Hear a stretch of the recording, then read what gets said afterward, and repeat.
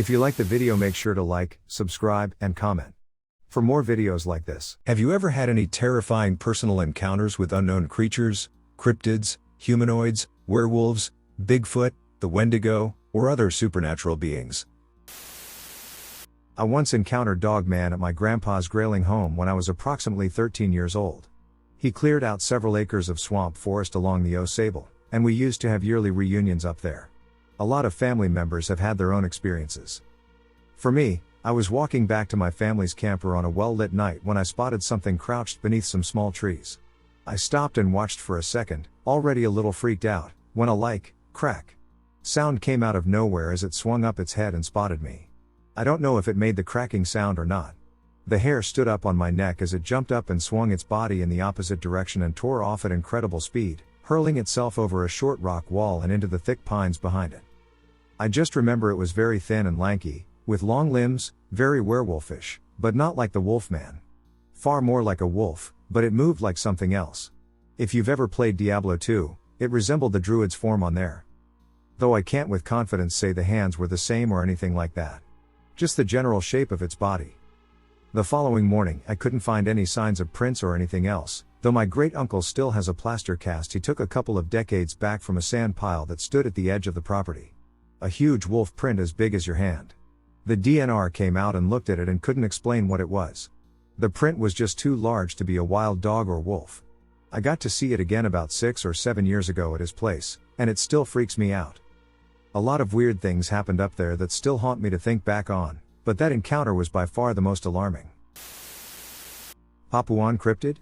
Hi everyone.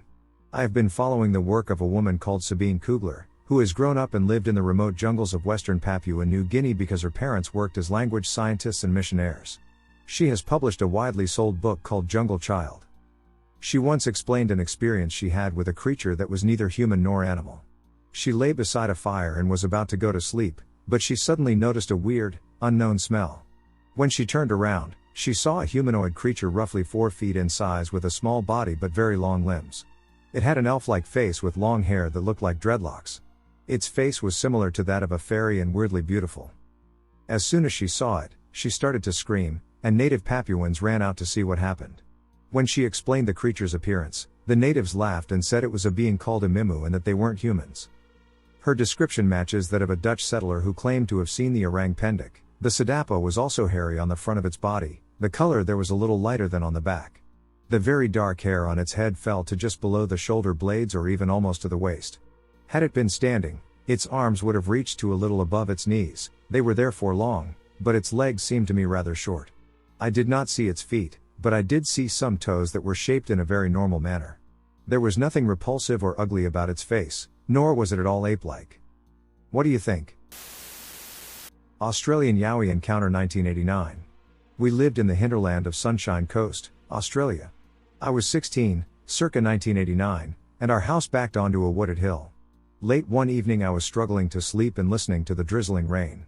I heard the distinct thud of footfall walking up the side of our house as if someone was following the awning trying to stay out of the rain. I also heard the distinct sound of the footfall hitting the puddles formed from the rain. These were heavy sets judging by the sound, and I instantly knew this was not a kangaroo judging by the rhythm of the steps. So I initially froze as the family were all asleep. Not knowing who or what this could be, I froze, and my hair stood up like they are now as I recall this encounter. I listened intently as the sound of the steps walked right past my open window, loud and distinctly heavy. It really was only a matter of seconds before whatever this was made its way up an 8-foot embankment towards the back of our house leading towards the wooded hill. Within only a few seconds and from the position on top of the embankment on the woodline, 20 meters from my window, an overwhelming guttural roar/growl emanated across our valley and reached the other side of the hill about 2 kilometers away. Our neighbors' dogs lit up as if their world were ending. I had never heard the neighbors' dogs before then or after the encounter. The volume of the guttural growl went through every part of my body as if the sound had physically hit me. The growl oscillated between high and low pitches all within a few seconds and is a sound I had never ever heard before. I did not know of any animal that made such a sound. I froze completely with fear, and it was only 10 to 15 minutes later that I gained the courage to move when I noticed my father was up and in the kitchen. We talked about what we heard, but my father seemed skeptical and uncertain about what walked past our house and made such a noise. Now, after all these years, I have heard the same sound from numerous audio captures, similar to Sierra sounds, and witnesses describing exactly what I have heard and felt reverberate through my body. I have no doubt that a Yowie, Bigfoot, was on our property that night. A flying humanoid encounter in Pennsylvania. The following encounter was received a few hours ago. Me, my wife, and 3 daughters were driving down a dark road in Littlestown, Pennsylvania, about 10 o'clock at night. My wife was driving, I was in the passenger front, and my 3 daughters were in the back of the minivan. We were coming around the turn, and my wife and 2 of my daughters screamed out and said they saw a human-sized butterfly pass in front of the minivan. It flew about 20 feet in front of the minivan and straight across the road and then disappeared. They said it looked like a giant butterfly with no head, and it was moving very, very fast. I didn't see it because I was looking out the side window. This just happened a few days ago. Lon immediately contacted the witnesses by telephone. This encounter occurred on September 23 at around 10 p.m. on Teeter Road, southwest of Littlestown, Pennsylvania, near the Quail Valley Golf Course, approximately 1.3 miles north of the Mason-Dixon line. The driver, wife, and the 2 oldest daughters, 18 and 13 witnessed the being. It was described as a 6-foot human form, no visible head, similar to some Mothman descriptions, with huge butterfly-like wings. One of the daughters said the wings looked like large angel wings. The wings had no feathers, covered in skin or other membrane. The color of the body and wings was light in color, a whitish-pink hue. The being quickly flew directly across the road, about 5 feet above the surface, well illuminated by the headlights, about 10 to 15 feet in front of the van. The wings did not move or flap. It came from the area of the golf course and moved south across Teeter Road into a small patch of wood. It was obvious that the encounter shook the witnesses, to the point where their voices were shaking and strongly emphasizing what they had seen. Note, this location is approximately 11.4 miles southwest of the initial sighting of the Conewago Phantom. Campers have terrifying encounters with unknown beings. Date of sighting, August 15, 2000. This date is estimated. Time of sighting, around 4 a.m. PDT. Date, reported, March 19, 2006. Location of sighting, 14 miles northeast of North Bend by the Middle Fork of the Snoqualmie River. What happened? The witnesses were on a camping trip on the west slopes of the Cascade Mountains near the Middle Fork of the Snoqualmie River. The witnesses were sleeping at the time when the encounter began. The campsite had 3 tents oriented north to south. At the southernmost tent, one of the witnesses woke about 4 a.m. because of sounds, like someone stepping on twigs. He could see silhouettes of beings, human-like shapes with large heads. The beings made a chirping-like sound, also described as a sound made by dolphins. The witness then saw laser lights project through the tent. He thought this strange because lasers won't generally go through both sides of a tent. One of the beings poked a finger into the tent, from the outside of the tent. The witness became frightened and hit the finger with the back of his hand. The witness then woke one of the other witnesses in the tent. 3 witnesses were staying in the southmost tent. The 3rd witness staying in the southmost tent did not awaken. The witness that had been woken up had a pistol and took his pistol and flashlight outside to see what was happening. Nothing was found, and a complete search was made of the campground. The witnesses stayed up for a while and built a campfire. After some time, exact time not known, they returned to bed. In only a minute or 2, the beings returned. One of the witnesses remembers grabbing his pistol, but the next thing that they both remember is awakening about 5 hours later, at around 9 a.m. They both arose, not remembering anything more. One of the other campers in the northmost tent asked them if they saw the lights the night before. He remembered seeing laser-type lights and bright white lights. Both of the witnesses then became quite terrified and remembered their encounters during the night, but were mystified in why they couldn't recall anything after the second encounter. The witnesses continued their camping trip the next day but left later in the day. They did not change their plans because of the encounter. Investigators notes, this encounter defies explanation. I have had several contacts with the witnesses via email and phone calls. My interview revealed both witnesses to be sincere and did not ask for money or any personal attention. The witnesses were hypnotized by Aileen Garut. Aileen has hypnotized several individuals who have been allegedly abducted or have had close encounters with unknown entities. The witnesses did not recall anything in the missing time period under hypnosis. The witnesses did not see any other campers, no sign of animals in the area. They have visited this area before and after the encounter. Other campers and wild animals were never seen on these other trips. The witnesses were able to see the beings through the tent because of the bright full moon and clear skies on the night of the encounter. At this time, no explanation of this encounter can be rendered. I live in the Klamath Mountains in eastern Oregon, about 20 miles from the California border. Growing up, I spent a lot of time outside camping, hunting, fishing, etc. A few months ago I had a strange experience on a family trip to our cabin near Crater Lake and wanted to see if anyone could help me maybe find more info on what I saw. I was by myself bird watching at a small pond in the woods, maybe half a mile from the cabin, in the late afternoon. I was sitting on a big log with binoculars. I wasn't in a blind or anything, but I picked a spot where I thought I'd be less visible to any animals. After about an hour, I hadn't seen much except a few common ducks, and it didn't seem like many animals were very active, so I was thinking about leaving. This was about an hour before sunset. Then I saw something move in the trees across the pond, probably 100 feet away. It was just a flash between trees, and I didn't really get any kind of look at it. But I kept watching the spot, and after maybe 5 minutes, I saw something dart from one tree to another. It was bigger than most any local bird except maybe a heron and moved very fast, without making any noise, but I still didn't really know what I was looking at. This happened again a few minutes later, and then again a few minutes after that. Each time it was moving closer and closer to the pond. I don't think it knew I was there, but it was staying incredibly well hidden and only revealed itself for a split second at a time. At this point, I'm thinking maybe it's a kit fox or a pine marten because of how fast and silently it moved. But I still hadn't gotten a good look at any part of it in detail. It moved between trees a few more times until it was behind a big dead tree right on the shore. I was staying as still and silent as possible but still worried it would see or, more likely, smell me and spook. But after a few more minutes, I saw something move at the edge of the water. A little arm and hand that looked just like humans reached out and touched the mud, and then the head and the other arm came into view as it leaned out to drink from the water. I could only see the head and shoulders and arms from where I was, but they looked so much like a person's. Except it was too small and covered in what I took as grayish-brown fur.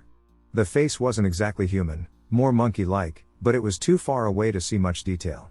I decided to try lifting my binoculars to get a closer look, but as soon as I moved them, they looked up and then disappeared back behind the tree again. I watched until it started to get dark, but I didn't see it again, not even darting behind the trees. I went back to the cabin and told my grandpa what I saw. He's been a rancher in this area his whole life. He said, "It sounds like you ran into a hide behind," and laughed. I said, "No, Grandpa, seriously, this isn't a joke." He said he'd heard stories about Bigfoot and hide behinds and several times saw little human footprints on hunting trips deep in the mountains where no children would be. I think he believed me, but he didn't really know anything. I asked my dad and brothers, but they just started giving me shit about squatting. I went back to the pond the next day and walked around to where the creature had been, but I didn't find any tracks, scat, fur, or anything. I did figure it had to be probably about 3.5 or 4 feet tall based on the trees I'd seen it near, but narrow enough to hide completely behind a ponderosa pine. Which makes me think it must have been standing and moving upright. And that's it. I wish I'd seen more of it, but that face and hands were absolutely not like any local animal. It looked very much like a monkey or furry little human. I've tried to find more info, but the only cryptid people seriously talk about in this area is Bigfoot. The hide behind seems like a joke. There may be little people or humanoids in some of the local Native American folklore, but not a lot of detail I could find. I hope someone here has some ideas about what I might have seen. It was a very unique and memorable experience, and any further information would be appreciated very much. El Pombero visited me at night. I am from Argentina, and I went to visit my family that lives in the north of the country. I had to sleep in a room alone in a separate guest room from the house and without air conditioning, with the windows open and a fan that blew to the core of my soul. That was enough for the hellish nights in January. One night, I was sleeping like a baby, and I woke up to the smell of bad tobacco. The smell was suffocating, even with the fan running full blast, it was unbearable. I lay there without moving, waiting for it to happen.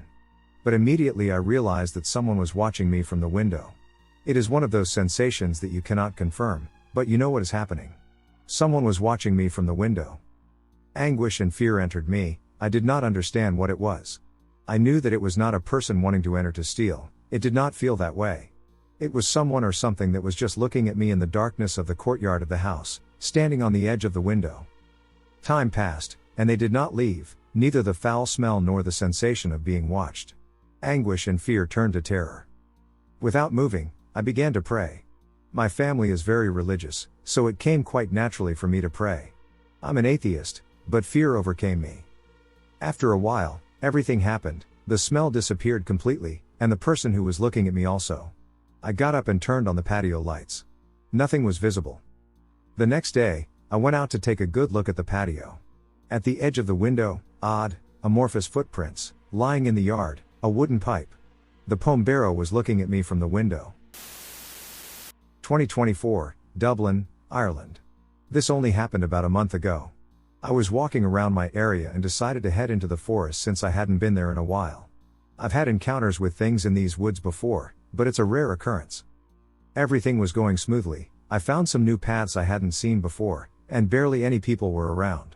Eventually I got to a point where there was a fork in the path. I took the right side and eventually learned that that way was blocked by thorns and nettles a bit down the path. As I stopped and went to turn around and go the other way, I noticed about 8 feet in front of me, where I intended to end up, a man standing there. He had completely normal skin and a healthy body, important for the next part, and I'm not joking when I say this, he had the same build as Joe Rogan. He was just staring at me. I froze for a second but then figured he probably got startled by me the same way he started me, so I kept going to turn around. But when I got about 2 steps down the left path, I stopped. He was still standing there. Except there was something seriously off. He was slumped over in an inhuman position, like his spine had moved up and snapped. His skin was pale and covered in bruises. He was still standing there. I quickly turned around and got the duck out of there, not looking back. I only stopped when I found another person. At that point, I slowed down to walk again. I'm usually not afraid of the things in those woods, but I wasn't going to risk ducking with whatever that was. Wisconsin sighting, alien or Goatman? On October 28, a woman named Mindy Rosette posted a sketch and message on Washington County Paranormal page. Mindy has graciously allowed to publish it on a blog in the hopes that someone else may come forward with a sighting or perhaps offer some explanation as to what she and her daughter encountered. According to Mindy, at the urging of friends, I am reaching out to you about an encounter me and my teen daughter had at about 9:40 p.m. on September 17. We were traveling near Highway K and 167 near Holy Hill. I can only say, the creature was maybe 4 feet tall, hairless, gray/brownish, and running on its hind legs. It seemed to brace for impact as my car barely missed it. The countryside surrounding Holy Hill has more than its fair share of anomalous activity. In 2006, a large bear-like animal with canine characteristics dragged a dead deer from the back of a county contractor's pickup truck. The authorities recorded the encounter as a Yeti sighting and started a minor media frenzy, attracting Bigfoot hunters from as far away as California. Following the Bigfoot clamor, numerous eyewitnesses came forward with sightings of various strange animals ranging in description from the infamous Bigfoot to odd bear/wolf hybrid creatures. Also nearby is Hogsback Road, an area that local teenagers claim is haunted by an even stranger cryptid, Goatman. Goatman is exactly what he sounds like, a strange humanoid with caprine characteristics. To my eye, this creature, while almost assuredly not a human/goat hybrid, could put someone in mind of the legendary creature, particularly with those very unsettling legs that seem to have backwards bending knees. Stories about Goatman have been told around Washington County campfires and in parked cars since about the late 1960s. While the creature seems to be mostly urban legend, creatures with a blend of human and goat attributes have been reported sporadically across the United States, with the oldest I'm aware of occurring in 1830s Minnesota. When I told Mindy that it reminded me of Goatman, she'd never heard of the creature. When she asked me what Goatman was, I was hard-pressed to answer her. She continued with her description. Its elbow was set low on the arm. Legs seemed to bend back at the knee like a dog's. Muscles are very defined. Thighs especially. I couldn't make out the hands because of the way it was running. I couldn't see the feet as I couldn't see past the car hood. Instantly I knew this was something incredible. We were shocked and confused, trying to figure out what the heck we just witnessed. We don't live far from that rural area, so we are pretty much freaked out to venture outside when it's pitch black. It's something we'll never forget. It was a monumental moment. The vision of this thing is etched in our lives. I really want to know what that was. It was tangible. Not our imagination. I wish I'd seen the face, but it braced itself and tucked its head down. I wish I would have hit it. Not to cause harm, but just so people won't think I'm crazy. Those who have seen the drawing so far have remarked that it looks extraterrestrial to them, likely because of that large head that resembles the classic gray alien description given by alleged UFO abductees. I've pondered the description all weekend, and the only rational explanation I can think of isn't rational at all. It looks vaguely like a tailless kangaroo or wallaby, but just how did one of those make its way to southeastern Wisconsin? One can't solve a mystery by introducing a second, equally puzzling mystery. Northern Ireland, A man says he has spotted an unknown creature walking on two legs in a Northern Ireland mountain range. The man, an avid hiker in his 50s who chose to remain anonymous, said he was exploring an isolated area of the Sperrin Mountains in December 2015 when he came upon the unidentified creature. I had walked to 3 hilltops surrounded by dense forest and was heading back up a hill toward a tree line to my car, he told Debbie Crossley-Hatswell, who has been investigating the Bigfoot phenomenon in the United Kingdom for a few years. The Irishman claims he saw the being moving behind him as he approached his vehicle. It was walking heading down the hill towards me on a route I had just taken, 1 kilometer away, he explained. The area I walk in was wet but no river with some very marshy ground on my first hill near my starting point up past 2 forests. The hill is known as Carnelly West Top and is 505 meters high. The big thing was coming towards me as I left Carnelly West Top and was walking towards Mullibane Summit. The alleged creature was described as being about 8 feet tall and walking on 2 legs. The eyewitness did not provide a color or approximated weight but added that it was very large and that it resembled nothing he had ever seen before. I have been hiking since 2004, mostly alone and all over Ireland.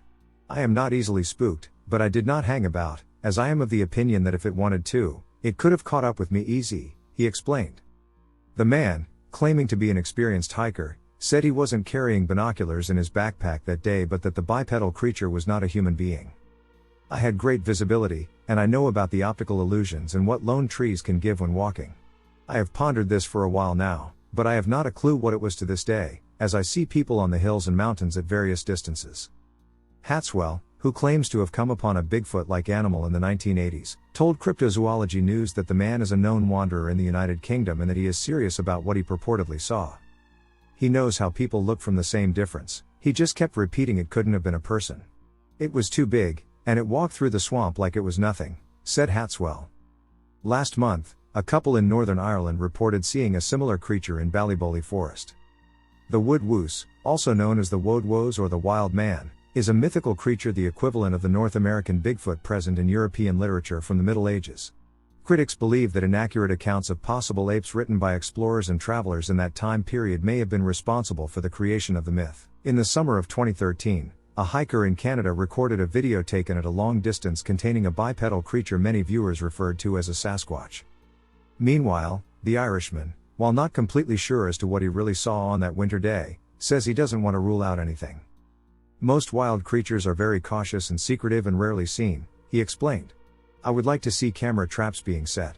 I don't know what I've seen, as I see deer and quad bikes on the mountains regularly, along with hikers, dogs, and runners depending on where I walk.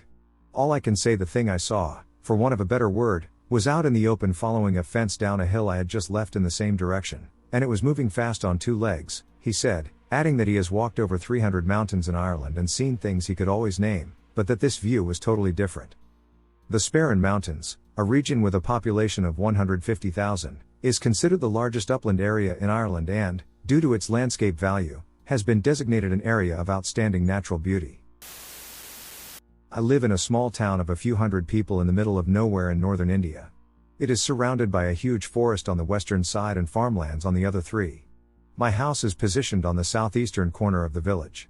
So last night, at about 2 a.m., I was awakened by this blood-curdling scream coming from the east. I think it was loud enough to wake up our entire village, though I haven't talked to anyone about this yet. This scream sounded like nothing I have ever heard. Like a mix between a scream and a howl.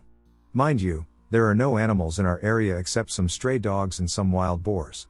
This scream was loud enough to give me goosebumps. I quickly turned off all my lights and looked out of the window, which faces the south, and that's when I saw it, about 100 meters away from me. It looked like a canine creature running on 2 legs. Its fur looked silvery white under the moonlight. It was running at very high speeds and crossed from where I saw it into the forest in about 30 seconds. But in the middle of its path, when it was closest to my home, it stopped for a few seconds and looked in my direction. I am still not sure if it was looking at me or something else. One thing that I have been thinking about is how slowly its legs moved yet so fast it ran. This could mean that the creature was very big, like 10 feet tall. I am very scared right now as my village has this saying that we should never look outside our windows at night as evil spirits might see us and enter our lives. I have lived in my home in rural Michigan for roughly 4 years and have had a mostly normal experience until recently.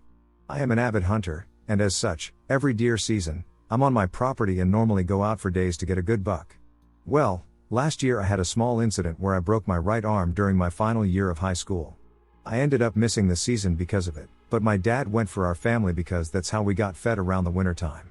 After just 2 days, he was back and was freaking out about what he saw the night prior. He told me that one of his deer had been rubbed from his truck, and his window was shattered in the process. We ended up going back with rifles to see if it was some gang of homeless people, previous experiences, and we ended up finding nothing. I hadn't given it another thought until recently. I was excited to get out there and left at midnight the day hunting season started.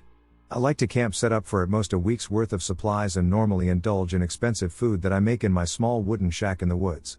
However, this year I got some beef jerky and 2 pounds of tuna. It was about to go bad, and ended up taking 10 pounds of frozen stew with me, which I would use the meat from the deer to make.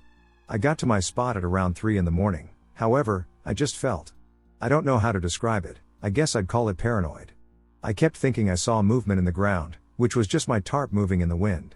I figured I needed some sleep before going out, so I ended up sleeping until 6 a.m. or so. When I awoke, I heard the sound of rustling in my bags. I looked at the entrance to my hut to see what looked like a very small deer going through my bear bag, which I forgot to hang. I yelled and swatted it away, and off it went.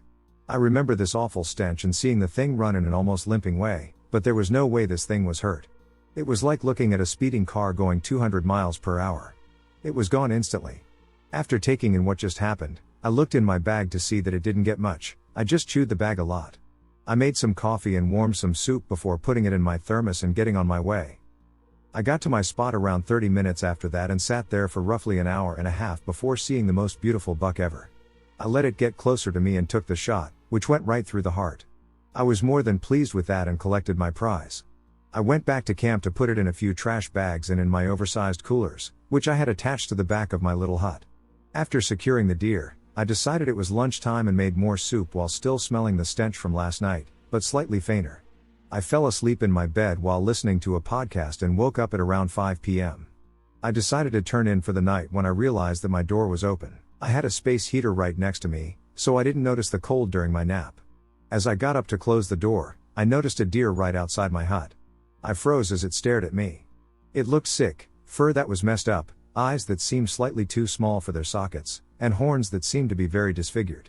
I shouted, and it slowly backed away, which terrified me. The woods were silent as this creature was before me. It did not seem scared, but curious. I slammed the door shut and clenched my rifle as I sat facing the door in my sleeping bag. I did not leave for the rest of the night until I was awoken at what I believe was 5 a.m. by the sound of metal being ripped apart. I ran out of my house with my gun drawn and headlamp on the highest setting. Big mistake. As I got to the back of my shack, I saw what I can only describe as a bear that was skinny, had horns, and was on its hind legs. I locked eyes with it and saw that this time they were far too big for the sockets. It was completely still, just staring into my soul. I shot it. I'm not proud that was my first reaction, but I think that was the right choice, as it pounced at me and slammed me to the ground. In my tumble downwards, I had shot again and hit the beast. It let out this blood-curdling scream that sounded like you had shot a gorilla and a Karen from 7-Eleven. I ran as fast as I could out of there, all the while hearing more and more screaming behind me. I did not stop until I saw the fence surrounding my backyard. I was covered in cuts, my gun was now clenched so tightly that my knuckles looked like a ghost's forehead. I looked back as the screams had ceased, only to see the deer from earlier, but only a few yards behind me. I unloaded onto the animal, which dropped and let out another scream. I managed to get inside and woke my entire family to tell them the situation. The cops were called and searched the property. I showed them the deer, and it was still there, but it seemed hollow. Its insides were very small, and it looked like it had deflated. It was a husk of a deer in my eyes. Skin ripped from its flesh and used as a suit by some creature. 2 days later, I look up from my newspaper and see a massive buck with a hole near its heart. With small, orange eyes. I have not left my house since, and every time I look out in the night, I see more. I'm scared to be in my own home. My family is all in the basement right now, and I am boarding windows. Our car tires are slashed, and the motorcycle has gone missing. A few hours before writing, I found the door to the garage open. As I stepped out, guns drawn. The door was torn from its hinges. Help me. This is basically a Beast of Bray Road sighting, but it happened in southern Indiana, far from Bray Road. I'm wondering if anyone else has had, or heard of, sightings in the same area. For the record, this is not a werewolf story. What I saw was an animal, not a shapeshifter. I know the beast is often called a werewolf, but I don't buy that explanation. My sighting happened between 1992 and 1995 because I only lived in the area during that time. My best guess is that it was 1992 to 1993 because I was coming home late at night, around 1 to 2 a.m., without my then fiancée, and she would have been with me after 1993. The sighting happened on State Line Road, just off Route 50 in southern Indiana/Ohio, right by Hidden Valley Lake. You can see on maps that the area is still pretty wooded, even 25 years later. The usual caveats apply. I had not been drinking and I wasn't on drugs. I had just turned onto State Line Road from Route 50, and I saw a large animal in the road. It looked like a huge dog hunched over a roadkill. As I neared it, I began to suspect it was one of my neighbor's dogs. He had 2 Irish wolfhounds. If you don't know, those are huge dogs that stand about 3 feet at the shoulders. I assumed one of them had gotten out. By this time I was slowing down because the animal didn't seem aware of my car, and I was about 30 yards away. I was starting to plan how I was going to get a dog that big into my car so I could drive it home, and I was also wondering if wolfhounds were typically dangerous to approach. I was also trying to figure out if I should wake the neighbors up or just try and tie the dog up outside or something. As my mind raced through these thoughts, this all happened in just a few seconds. The animal finally turned and looked at my car, so I stopped the car completely. Its face looked more like the shape of a police dog's than a wolfhound's, and that threw me. I remember wondering why my neighbor's dog looked so strange. And then the animal simply stood up on 2 legs and calmly walked off to the west, into the tall grass off the road. My mind at this point was still trying to reconcile how this was my neighbor's wolfhound. I literally thought he had trained his dogs to walk on 2 legs and had never told us. Then it started to sink in. The shape of the head was wrong, the build of the dog was too muscular, and it walked like a human, not a circus dog. My mind looped back to that. Of course, it had walked off like a human on 2 legs. And its gaze had lingered on me as if its attitude were telling me, I didn't have to move, you know. The fur was long and shaggy and gray, although in the darkness I could have misjudged the color, and my mind filled it in with the color I was expecting to see on my neighbor's wolfhound. I watched it walk, still casually, until it was swallowed by the shadows and trees on the other side of the small field. I was terrified to drive the rest of the way home. I never mentioned it to anyone, but in the morning I asked my mom if the neighbor's dogs had gotten out, and when she asked why I wanted to know, I just said I thought I'd seen one. But both dogs were accounted for, and neither had gotten out. Then, about 10 years later, I heard Linda Godfrey on Coast to Coast talking about the beast of Bray Road, and I was like, that's exactly what I saw. It was even the same time period as the original Bray Road flap. With that confirmation, I finally started to tell people about it to see if anyone else had seen anything like it. No one had, of course. So that's my story. Are there historical sightings of the beast in the southern Indiana/Ohio state line area? About 20 years ago, I had one of the most perplexing things happen to me while I was out having a cigarette. It was about 2 a.m., and I had woken up in the middle of the night.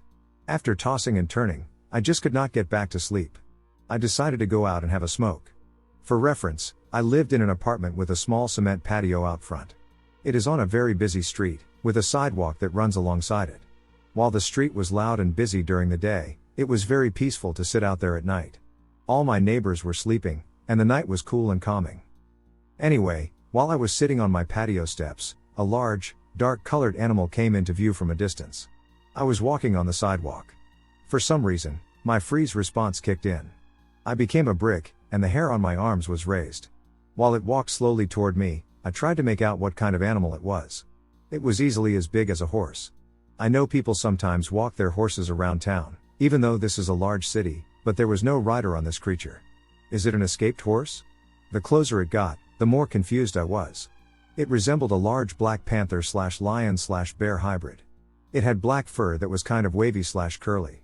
I could see the steam from its breathing. The crazy thing is, it did not seem to be aware of my presence. Maybe that is why I stayed frozen, letting my cigarette burn out completely. It was like I knew if I moved that it would kill me. My body eventually let me move, but I was probably out there a good 30 minutes, scared out of my mind to move. I don't know that much about these things, but I feel like I saw something that I wasn't supposed to see.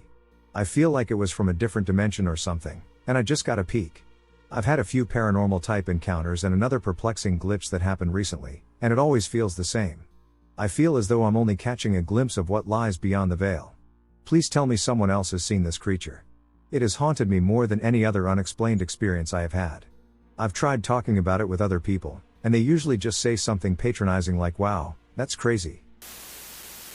Throughout my youth and in through adulthood, I've had several encounters with entities and energies that are not of this realm, at least not as far as science and history are concerned. These past few years, especially, I've had several terrifying experiences being stalked while taking walks late at night around Turner, Maine. Sometimes, I'm overcome with a sense of fear that's animalistic, and an innate sense of paranoia consumes me, as if something is watching from the woods, and I need to get to safety fast. On other occasions, I've actually had something quite aggressively follow me, alongside me, from the tree line, chasing me away from certain areas, whispering in a low, human-like tone as it moves in the woods alongside me. It sounds like human footsteps crunching across tree branches and leaves, but so much larger and heavier than any human can step. This thing also can hurl itself from treetop to treetop, the power of it so great that it has actually knocked down trees, full goddamn trees as it leaps. I could not make this SHT up. It is terrifying to be followed by something that's whispering as it walks in the trees beside you, even when you're running. B can seemingly teleport from one side of the road to the other in seconds. C is so big it can knock down trees as it jumps from top to top, and D is so evasive, it can do all of these things while remaining hidden and not perceived by the naked eye. Besides those encounters, I've actually visually seen something I can only relate to as a Wendigo. It was either comfortable enough with my energy to reveal itself or something else altogether. Maybe it wanted to eat me, maybe it wanted to possess me, maybe it wanted to speak to me. I really don't know because I didn't stick around long enough to find out. The energy of this thing, the way it looked, was so offensive, so terrifying, I only remained long enough to visualize what I instinctively knew was coming through the woods and was about to show itself to me. I was frozen while I waited for this thing to come out of the woods. Looking back, I don't know if it was curiosity or the power of the creature itself. I locked eyes with this thing, and when I did, I was suddenly watching myself from its perspective. As if I were now inside the creature.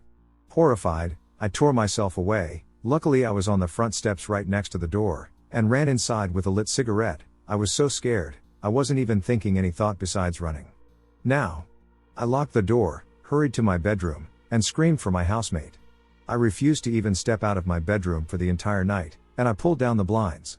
This particular encounter was so terrifying I was shaking for hours and didn't sleep that night. Some definite details I can remember of this creature were that its face was sunken in and its head was very large in size. Where its eyes should have been, were craters of black, and in the middle, golden, glowing orbs, very, very bright and flame-like. It was on all fours, but this thing can 100% easily walk if it wants to, no problem. The creature was very, very thin. I remember that detail very clearly. Its chest was near skeletal, and its stomach caved in as if it hadn't eaten in 100 years. Its arms and legs were both very, very, very long. Both arms and legs were insanely muscled and massive. Honestly, its arms and legs were the only part of the creature's anatomy that had any mass about it. The creature itself was big. I'm talking like 10 feet tall, easy. And if I had to guess, it weighed anywhere between 500 and 600 pounds. It seemingly had fur covering some parts of its body. Along the tops of its arms, back, and thighs, but the fur was scarce. Initially, I thought werewolf, but after looking up different cryptids, I can safely say I don't think it was that. Another detail I remember was its mouth. This thing was smiling at me. Its teeth were razor sharp, almost needle-like, and long. The size of its smile and the teeth took up most of its face. Where a nose should have been, there were just nostrils, almost like a skull. Its face was actually very skull-like, and the whole body was very skeletal. Anyway, I just would really like to talk to somebody who has had similar experiences or somebody who can relate. Why I believe in Sasquatch. 1. They have been seen by multiple groups of people. What comes to mind were the Ohio wildman and gorilla sightings that happened in the early 20th or late 19th century. A bunch of white people witnessed what they called a gorilla or wildman.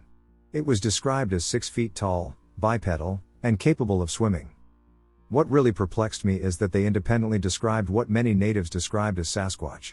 Ohio had very few natives and, to this day, has no official reservation due to the forced migration. In other places, people would see these creatures, tell natives, and they'd be like, "Oh dude, you saw a skookum or you definitely saw an oma." But no, these people described a giant bipedal ape without having any outside influence from what some would call myth. It's just very odd. 2. Many cultures describe them as animals. The Ojibwe treated Sabe, which means giant, as a normal flesh and blood creature. They were treated like bison and rabbits. In Central America, Sisamite were treated like tapir and jaguar. These beings were normal to them, like how dogs and foxes are to us. In South America, deity weren't even seen as uncommon. 3. Physiology. I remember hearing of a sighting from a woman in Kentucky. She heard her dogs freaking out and went outside to smell what she believed was skunk. Out of nowhere, she saw the legs of a giant animal and heard it run into the bush, making ape noises. A deep ha-ha and a whistle. What really interests me is that this lady described the foot as floppy, like there was a bend in the middle. Oddly enough, non-human primates have this exact same thing, a foot that bends in the middle. And with the smell, which gorillas are able to emit, this is like a textbook ape description. It's really odd that these niche unknown ape features. And this is ignoring the confirmed primary dermal ridges found by an officer who catalogued their prints. Stayed the night at a friend's, experienced what I believe was a crawler. Yesterday, my friend Jeff and I spent the night at a friend's house. Sam and Bob. Anyway, Jeff and I had come over and brought our dirt bikes. So naturally we spent the day riding. We had also run to a store and picked up some fireworks to let off that night. We had quit riding at around 7. Keep in mind this is eastern Kentucky, in the middle of the woods and farmland, because Sam and Bob's family are loaded with money, since we had finished riding, and it was getting pretty dark. We decided to light some fireworks. We had been lighting some smaller firecrackers and fountains and whatnot. But Jeff had the idea to have a Roman candle war. In the middle of the war, when we were grabbing new candles, we heard a whoosh, which ended up being a used Roman candle firing a shot in the grass, but we didn't know that immediately, and Sam made the comment that it was probably a Wendigo. Unto which Bob and Sam get into a huge argument about whether Wendigos live in Kentucky or not. This blew up and ended with resolving it with a pillow fight on a trampoline. After we were all gassed out, I decided we should spend all night on the trampoline. At around 9 or 10-ish, Jeff and I spotted some coyotes at a tree line across the road from us. We all went inside because I freaked out because I'm from a city and don't like wild animals. Also, it stunk really bad. It smelled like dead rabbit or deer, probably the coyotes got something. So we all go inside but leave the pillows and blankets on the trampoline. After about an hour inside, Sam tells us we forgot the bedding on the trampoline, and he wanted me and Jeff to go get it. I, being terrified of the dark, beg Jeff to come with me. He agrees, and we throw our socks and shoes on and head out the back door onto the patio/porch. We go down the stairs and towards the trampoline. I am behind Jeff, grabbing the back of his shirt, and he has a flashlight pointing straight. I'm looking to the right, towards the road, looking for the coyotes. But I hear a thud sound to our left. I look over there, and there is a line of 4 trees parallel with us. They are shaped in a V starting at the base. I don't see anything, but I tell Jeff to point the flashlight over there, and we don't see anything. So he swings it straight and keeps walking.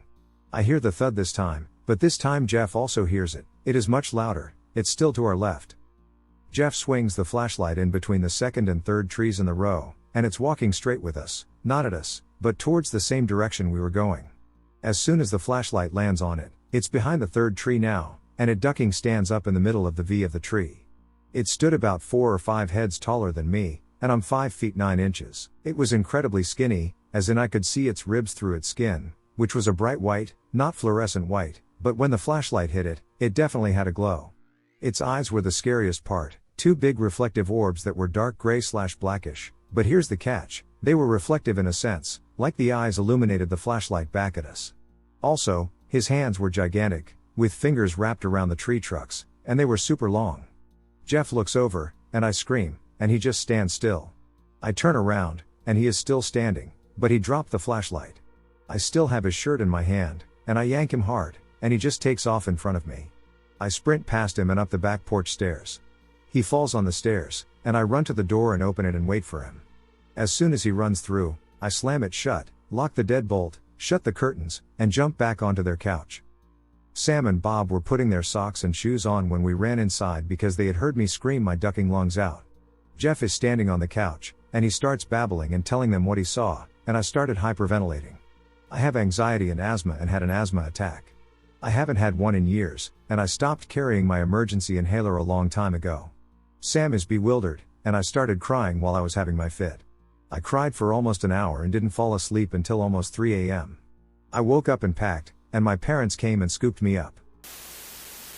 My friend, who happens to be an environmentalist out in the Pine Barrens, saw a Dogman in Manchester County, New Jersey.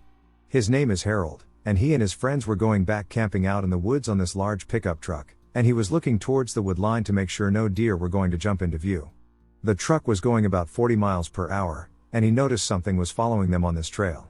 He then told his friend to slow down a bit because they saw something following them, and before he could slow down, the creature jumped in the middle of the path and then back into the woods, and they all got a clear description of what it was.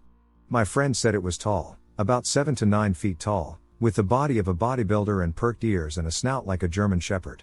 He also said that the appendages this animal had were human-like, but with large claws on the ends of its hands and feet and a large bushy tail. After this event, he looked over at his friends, and they all looked like they had seen a ghost, with the blood drained out of their faces. He still tells this story to this day, and I believe every word of it, because number one, I talked to his friends who were with him, and they all said the same thing. This experience is one I never shared with anyone besides my brother.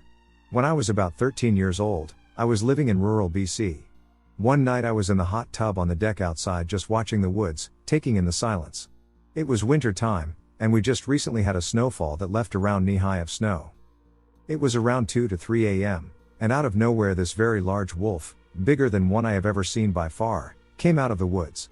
I remember its coat being a shimmering silver and its bright, piercing green eyes.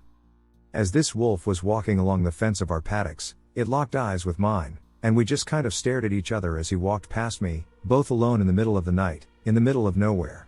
What happened next till this day instantly makes my spine shiver. As the wolf walked past, he walked towards our barn with our horses in it. It became darker as it entered the barn, but the other side of the barn still had a bright light illuminating the outside that I could clearly see. This wolf, as it entered, halfway through, went from the shape of a wolf to a very large, broad-shouldered person. The horses didn't make a single sound, and this person that now stood roughly 7 feet tall rounded the corner towards the open field but didn't emerge from the other side, and I never saw it again. My brother had his own encounter with this same wolf. I'm guessing, he told me that he woke up randomly one night from the feeling of being watched. He then looked out his window to see a very large wolf walking away from his window, so I'm guessing it was watching him sleep. This place we lived at was old native ground. Our barn was an old schoolhouse where the Catholic priest would put the native children and teach them lessons on Christ. It even had the old desk and chairs inside still. My brother and I both saw children's faces in the panes of glass from that barn and lights turning on randomly. We had closet doors slam repeatedly for minutes at a time, footsteps, and feelings of being watched. In my room, I saw glowing red eyes on the ceiling, and I hid under my covers till morning. Anyway, my main subject of this and what I'm more seeking answers for is what I encountered outside in the middle of the night. After I looked around myself, the closest thing I could find was skinwalkers or Wendigos, but from what I read, these creatures have deformed features or things that make them uncanny or straight up horrific. What I saw, nothing struck me as abnormal about this wolf besides its massive size, until it literally changed its entire form in front of me. There's just so much that I experienced at this property that this just scratches the surface of everything. The wolf incident is just something I've never really been able to grasp and always wanted some kind of answer because it feels and sounds unbelievable. I also understand that the term Skinwalker is Navajo lore and doesn't correlate with BC tribes, but this is just a representation of what I saw with the closest accuracy. Okay, I'll go straight to the point.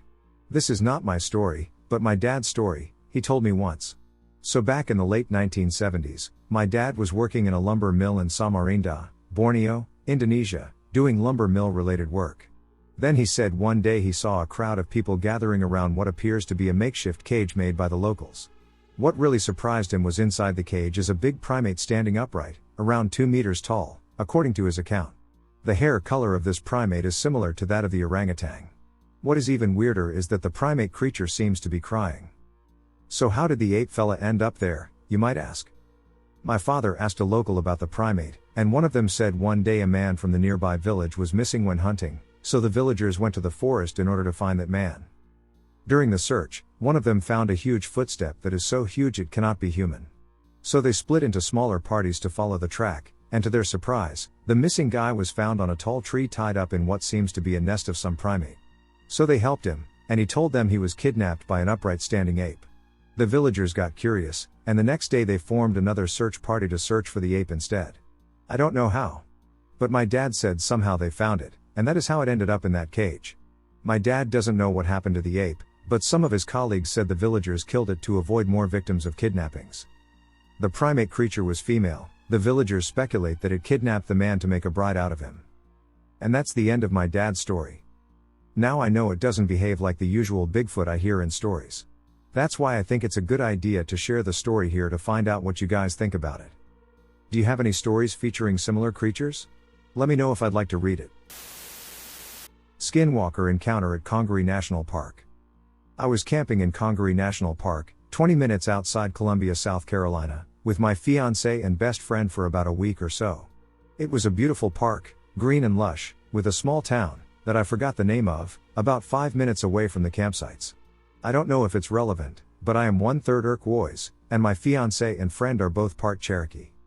Off-road, the whole place, especially the main road through it, Old Bluff Road, had a very eerie feeling to it. We were all super anxious and on edge while we were there.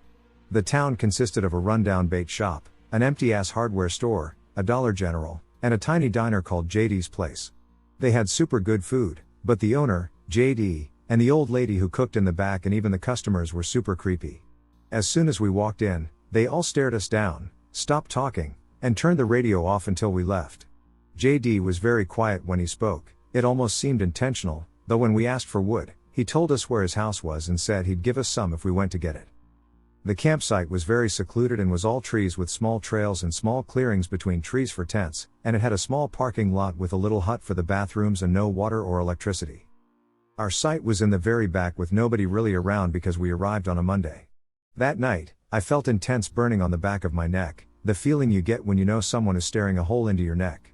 My friend felt a little paranoid as well, and being the pagan/white witch she is, she left an offering for anything that might be there, a little bit of fruit and nuts. All was well for the next 3 days. We were still very on edge and never said anything to each other, which was strange because we're a close-knit trio that tells each other everything that's on our mind. The next night, I fell asleep around 11 p.m. while my friend and fiancé kept drinking around the fire, so this is what they told me. They went into the tent around 3 a.m., and while they were talking, they heard an inhuman, hair-raising scream mixed with a howl, super loud, like 300 yards away, then 8 rounds of a gun go off, then 30 seconds later, sirens pulling into the parking lot. My fiancé described it as something dying. My friend said every hair on her body raised on end. Then they heard what sounded like police and dogs combing through the woods near us. I woke up around 4 to someone pressing their hand against the tent and whispering, "Check it out." My friend said all throughout the night she heard bells nearby. The next morning, we found footprints all around our tents, table, and fire pit. I called the ranger station and police station, and there were no reports of anything happening that night from either institution, and they were super rude about it for no reason. There was supposed to be a big storm for 2 days after that, so we opted to go to a motel, and when we went back to our campsite after those 2 days, it was around midnight, clear sky, no breeze, a beautiful night for a fire. We pulled into the lot and started unpacking some things, and I kept hearing twigs cracking and leaves moving in the woods surrounding the parking lot, about 10 to 15 feet from us. But hey, I'm in the woods, there's bound to be animals, but I kept peering around just to make sure there wasn't anything weird because I'm crazy superstitious. My friend kept hearing it as well. Nevertheless, we walked back to our campsite. When we got there, our 2 tents were gone, our trash and trash can, our lanterns we had strung up, and the supplies and clothes inside the tents. The air mattress we had was on the picnic table, the rain tarp was still strung up, and our cast iron pan was on top of our firewood, which was newly and neatly stacked in the fire pit. My friend had swept pine needles away from the pit and tents into piles, and they were all moved back into place. I kept hearing laughter and whispering from the woods behind our camp, and there was nobody camping behind us. I also heard walking sounds from the right, where there was a tent with no lights. I could have swear someone was walking up to us, but nobody showed up, and there was nobody there. We said duck this and went to dip, and my friend started seeing 3 pairs of glowing eyes following us down the trail to the car. At this point, we all felt absolute terror and dread and wanted to GTFO ASAP. We loaded up the car when my friend grabbed my arm and said to get in now. She had seen loping figures that looked like nightmarish visions come to life. They were slightly hunched over humanoid figures with long arms that reached to their midcalf. One had pale gray skin that looked dead and rotting with a deer skull on its head with a deer pelt wrapped around it with what she described as intestines. One had a coyote pelt, and the other had a bear pelt.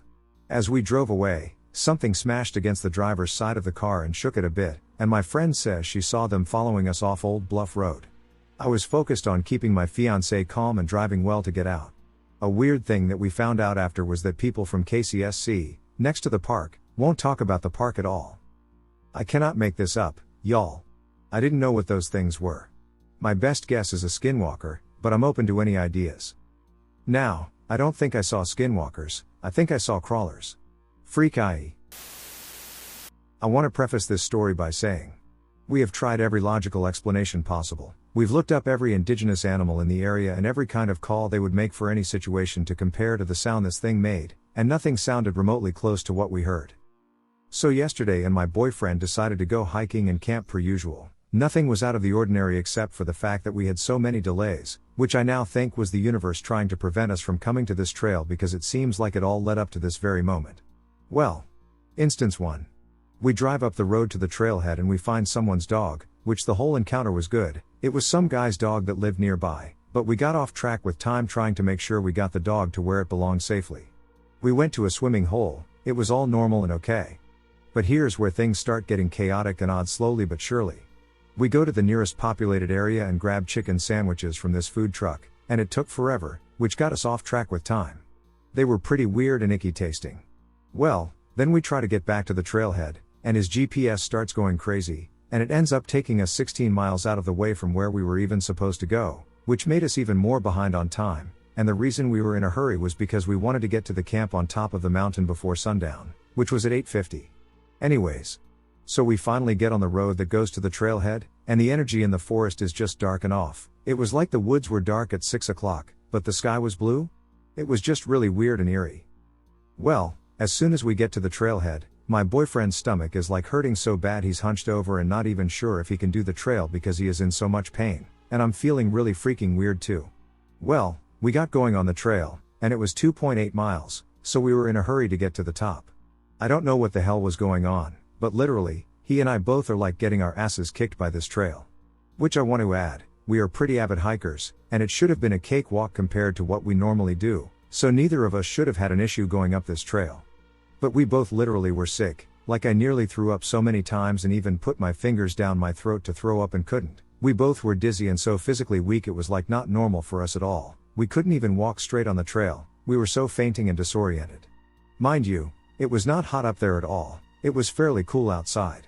Well, shockingly, we make it up despite feeling like our bodies were shutting down, and we even contemplated going back to the car a few times on the way up, which I really wish we would have done after this evening. Well then, there were no campsites or anything available, and we were going to have to go back to the car, but this nice family let us set up camp by them. It was a mom, grandmother, dad, and little girl, and they camped in a green tent, take note of that.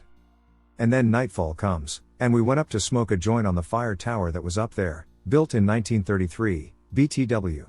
Well, we're on the first flight of stairs, and I look above us to the next flight, and I swear to ducking God I saw legs and feet like someone was standing there, which threw me off because I thought we were alone, so I shined my light to make sure we weren't in the way of another hiker going down the stairs, and nothing was ducking there at all, and I was a little alarmed but quickly blamed it on my bad vision at night, even though it felt weird to me.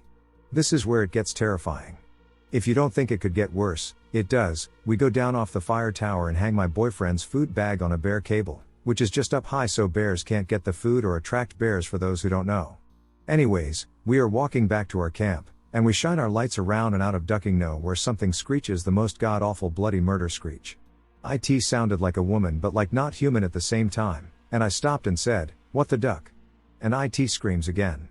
I was deceived to shine my light in that direction, and I couldn't tell if I was shaking too hard or if there was something ravenously shaking next to the family in the green tent. My boyfriend yelled at me, saying, "Come on." So I run after him, and we get in the tent and hide with our gun, and it was literally right next to the family's tent, whatever it was, but nothing ever ran away or anything. We never heard footsteps of any sort. If it was an animal, you'd think we would have heard it walk or run. And I know in the Smokies there are reports of feral humans, but still, I feel like we would have heard something walking but we never did. That family we were camping with was freaking out too and asked if we were okay. They tossed and turned and stayed up all night talking about this thing that screamed right outside of their tent. Once the morning came we hoped they would still be there so we could all chat about this, but they left as soon as there was light in the sky. My boyfriend has been hiking alone since he was 16 years old, and he said he had never heard anything like that in the woods. He said even when he did the Benton Mackay Trail and had to hike through this area we camped in, he said even back then this place had such an eerie energy to it. He and I both still have no clue what it could possibly have been. We have a few theories after some research, and we think it could have been 1. Flesh pedestrian if you catch my drift. 2. Someone on the trail was hurt. 3. It was an animal we are unsure of. 4. It was a spearfinger, which for those who don't know is an indigenous spirit that allegedly haunts the Smokies and targets children. And what is so chilling about that to me is the scream was right next to the tent that the family with a little girl was in. 5. It was an animal we are just unaware of that exists out there. 6. It was feral humans. Nonetheless, I don't see myself going to Mount Sterling anytime soon. I'd really like to connect with the family we camped with and get some answers or to know if anybody else has experienced this same thing in the area. Thanks for listening. I live in Canada in the province of Ontario in the city of Mississauga. It took place mid-December 2011 around 2 to 4 a.m., and it was shaping up to be a very green Christmas as there wasn't snow on the ground at that time. My brother and a close friend went to smoke a joint out on my balcony, as I live on the mid-upper floor of an apartment building. As we sparked the joint, I saw this dark black silhouette moving on top of the willow tree, which is on the building property. FYI, my balcony has the best view of it. As I see this silhouette fluttering on the top crown canopy of the willow, I grab my brother and friend's attention, asking them if they can make out as to what the duck I am seeing, big WTF moment, thinking it was a big black tarp being animated by the wind flow. Once all three of us locked into what we were seeing, things like wings, a neck, and the structure of a bird, it became very apparent that this thing seemed very wrestling as it kept pacing around the top canopy of the willow. During this time, cell phones had really shit night support cameras, as I'm sure many of you might remember. Trying to take videos at night with an iPhone 3Gs or early Androids, especially if zoomed in, you were left with horrible grainy rubbish. We tried to capture it on camera from my balcony, which yielded the above mentioned. All three of us ran down to the ground floor. Man, the mere presence of this animal keeps your soul frozen. It's like you can't fathom something like this being thrown to you visually. It was in that moment that led me to discover what a natural high is in this world, and trust me, whatever effects the weed had yielded long dissipated from when I thought I was first looking at black tarp caught onto the top of the tree. My brother and our friend made it about 6 feet away from the door that leads out from the building. These guys weren't mentally prepared for something like this as they both tripped over each other from keeping their eyes glued to it. This animal is quite frightening, especially when you have to come to terms with the reality you now share with it, knowing it's living and breathing as you are.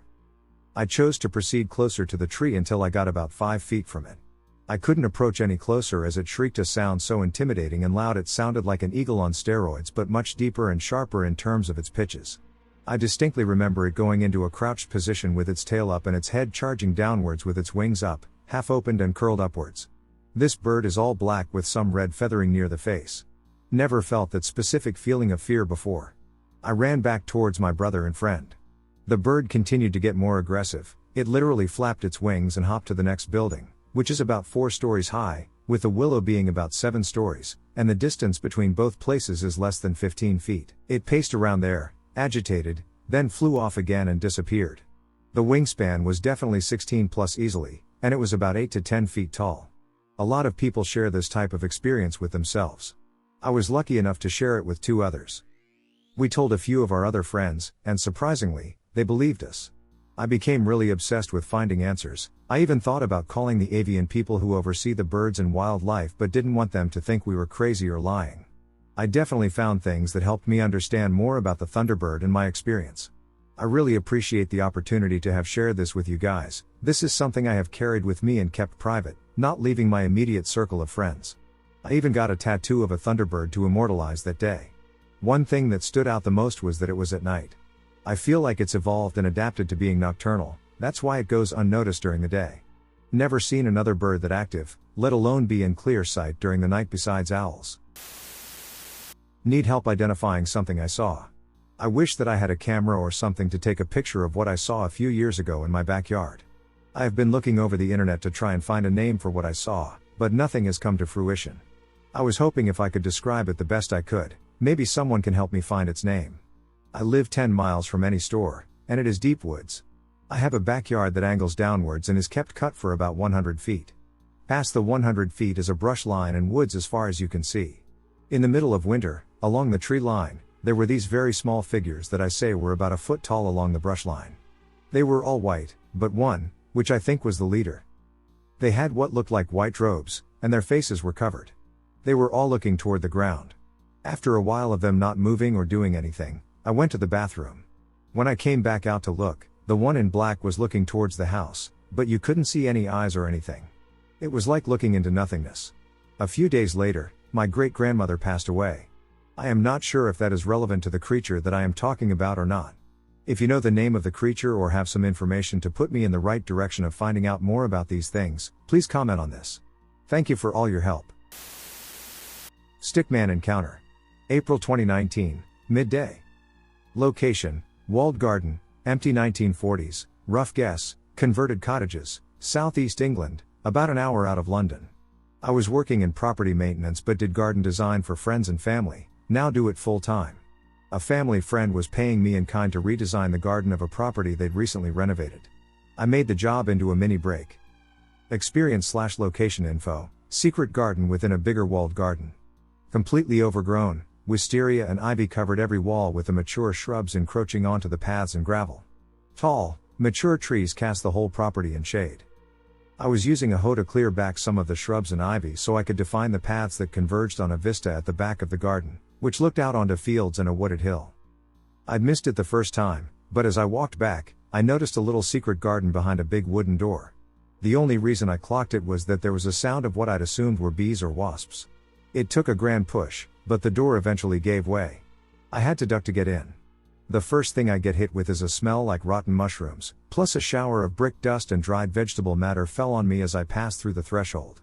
The little private garden was about 12 feet by 20 feet, walled in red brick with a yew or box hedge at the back. The first thing I see is directly in front of me a load of pots of varying sizes filled with dead shrubs and various weeds, ivy, and such. I'd expected to see beehives or something, so I was looking left and right, and that's when I saw this thing.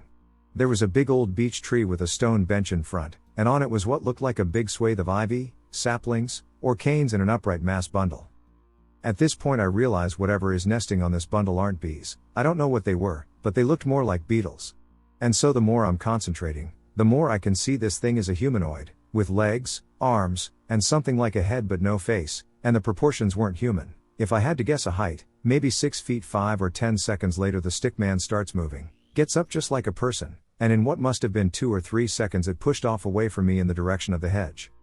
I can't truly convey just how terrified I was in that moment when the penny dropped and I registered what I was looking at. Instinct just took over at that point, and I don't recall a huge amount, just that my heart jumped into my mouth and I nearly threw up. So I'm waving my hand out back behind me to the doorway, and as soon as I felt the brickwork in one motion, I ducked out into the main garden and hurried back to the house. It took me 20 minutes or so to compose myself, during which time I'd typed out a few text messages about what happened, which I didn't send while looking out at the garden from the conservatory. I was going over what it could have been, trying to calm down and rationalize.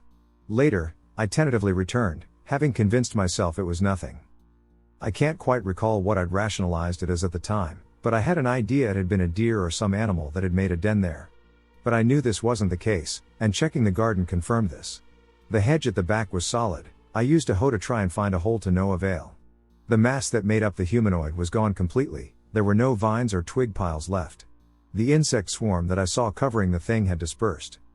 Up until very recently, I'd forced myself to accept that it was just the way the light fell on the tree, that maybe there had been a deer and it had squeezed through the hedge. But as I said above, having lately gotten into cryptozoology by chance, the facade I created has started cracking. Having written this, I'm still not sure what I saw. Gray being with bat wings, what it was. Long story short, some 17 years ago, I'm located in South America, South Brazil. I was driving back from home from the mall in the passenger seat with my brother and mother driving. When we turned in a very stretched road, all lights suddenly went out, but I didn't think much of it. In the middle of the road, I looked to the right towards a garage door that was illuminated and saw for 2 to 3 seconds something I can't explain.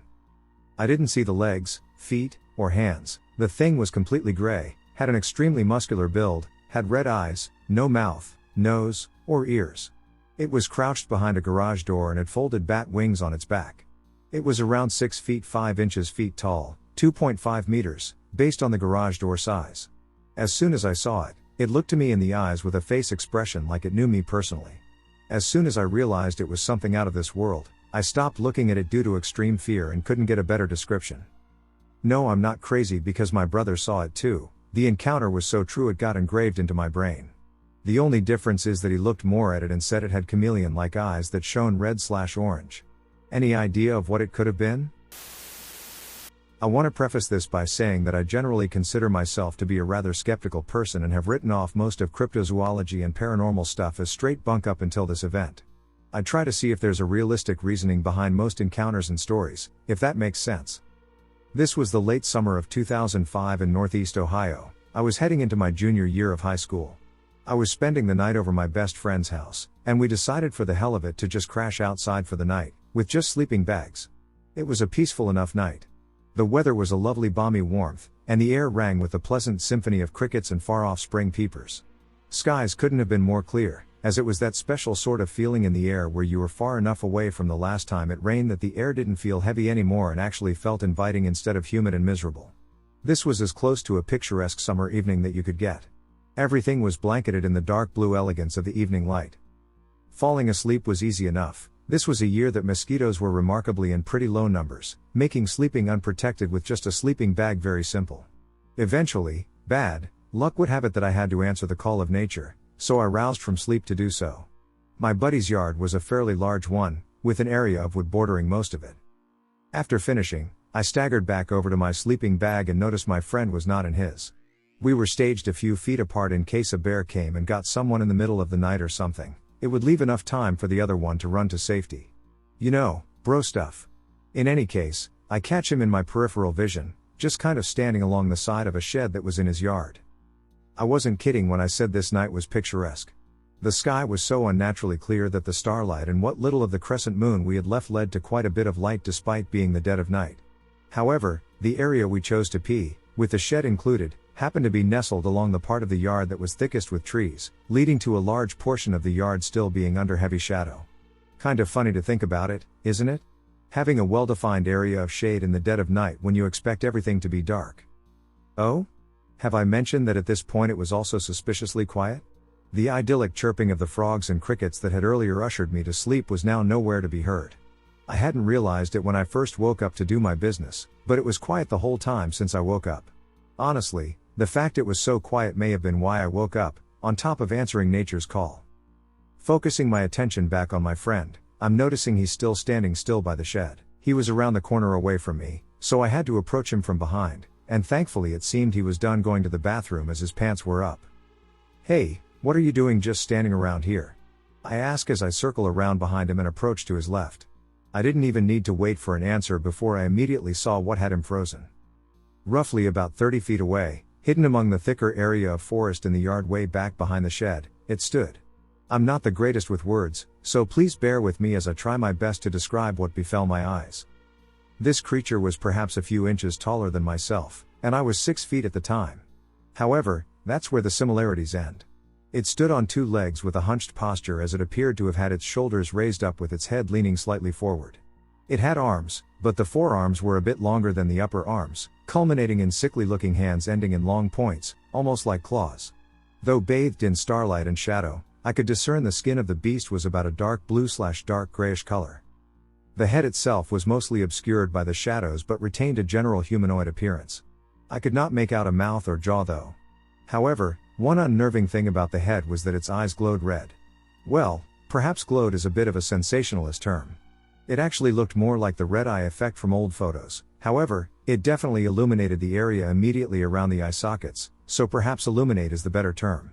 This creature was so sickeningly frail and thin in build that there was no way it could have been a neighbor ducking with us, as it didn't even seem physically possible for something so thin to even be able to support weight on such a frame. And then it started moving. At this point, my fight or flight response told me to go duck myself, and I stood frozen in fear. The beast, already a horrific bastardization of the human form, now grotesquely bobbed its body up and down, as if attempting to take off in flight. I didn't notice it before, but there appeared to be a sort of cape behind its back. Though I say cape, it appeared to be of a ragged, fleshy texture, as if the skin on its back was flayed off and was dragging behind its arms. This sickening flesh cape waved with each flap of its arms, giving the illusion of wings. But that wasn't even the worst part, it emitted a noise. This wasn't a growl, a roar, or even a scream. The sound it made was akin to a raspy inhale, like someone deeply out of breath. However, this wasn't like that. There was like a sort of reverb to this breathing.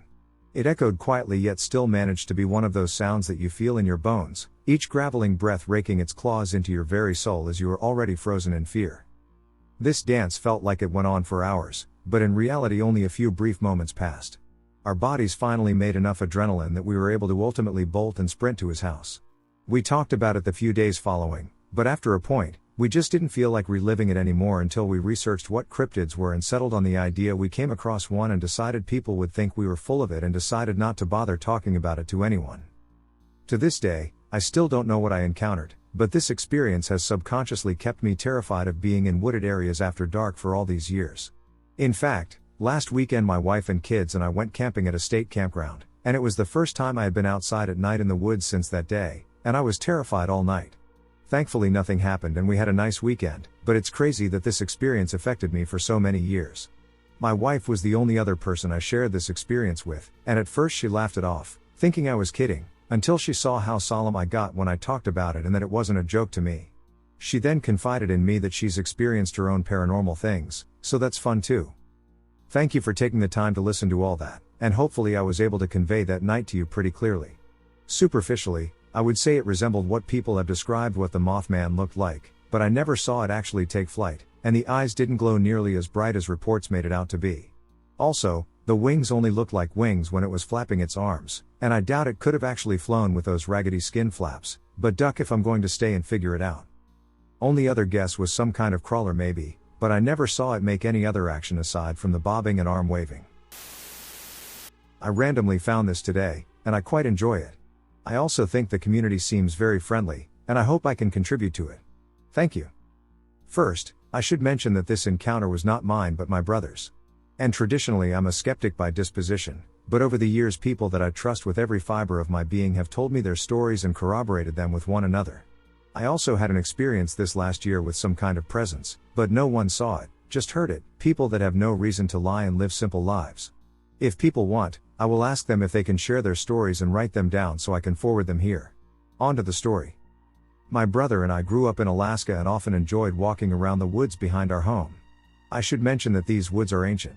The only human presence in them has been the nomadic natives that passed through them and dwelled in their caves as they foraged over the ice bridge, as modern anthropology suspects. Many of these caves have images on the walls and simple artifacts, nothing spooky, really. Just trying to make the point that these forests are unexplored, vast, and unknown. I have flown over them behind my house, and there is nothing behind them but forests and glaciers for as far as you can see and further. You could fly for hours and eventually be in Canada and still be in total wilderness. There are some illegal and small prospect mines, but I digress and ramble like always. There is no human presence in these forests other than my brother and I and sometimes the neighbor's children who also played with us, but they were loud and not 6 inches tall. I have to confess my brother has always been the creative one in the family, art school and monster quest.